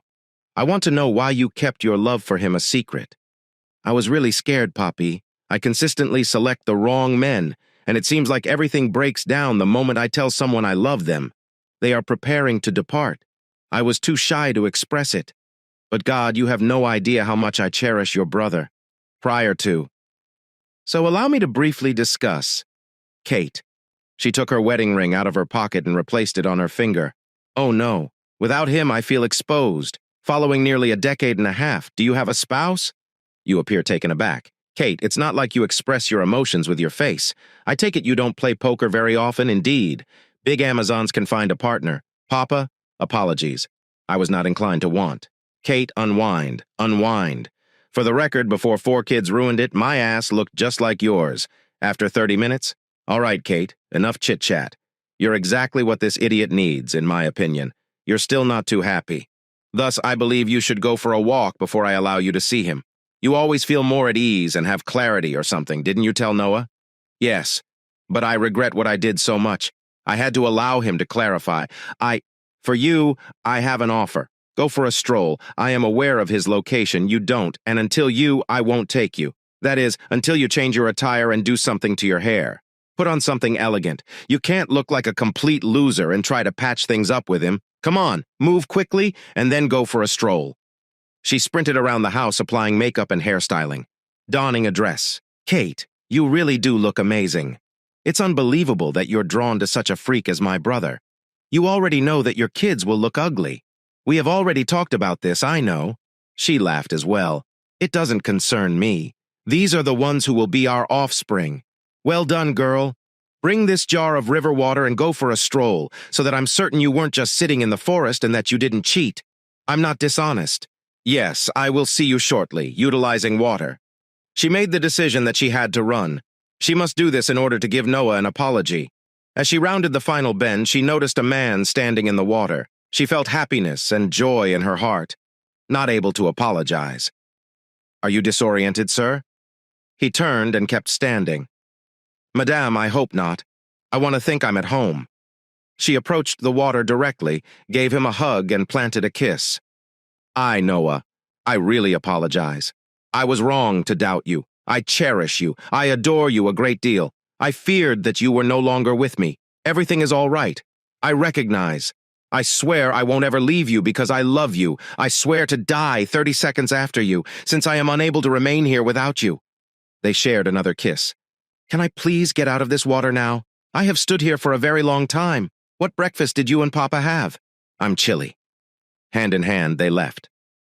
On the grass, he came to a stop. She pivoted to observe the reason behind his halt. By the river, he knelt. Will you marry me, Kate, and will we have ugly kids together? I suppose Poppy predicted they would look bad. Indeed, indeed, indeed. I told her I didn't give a damn. She leaped over him to give him a hug as soon as he placed the ring on her finger. They shared a kiss. Poppy snapped the final picture. It appeals to me. Wet girl is proposed to by a naked brother, the perfect present for a wedding. He'll despise me for it, and Mom will be overjoyed. As good as it gets, I believe I'll need to locate a larger box than initially anticipated. I'll tell my mother over the phone after I go eat something. I'll endorse you with a kiss. It doesn't look good to me that they'll be at the river for a long time. This dress will probably end up in the trash. It's unfortunate.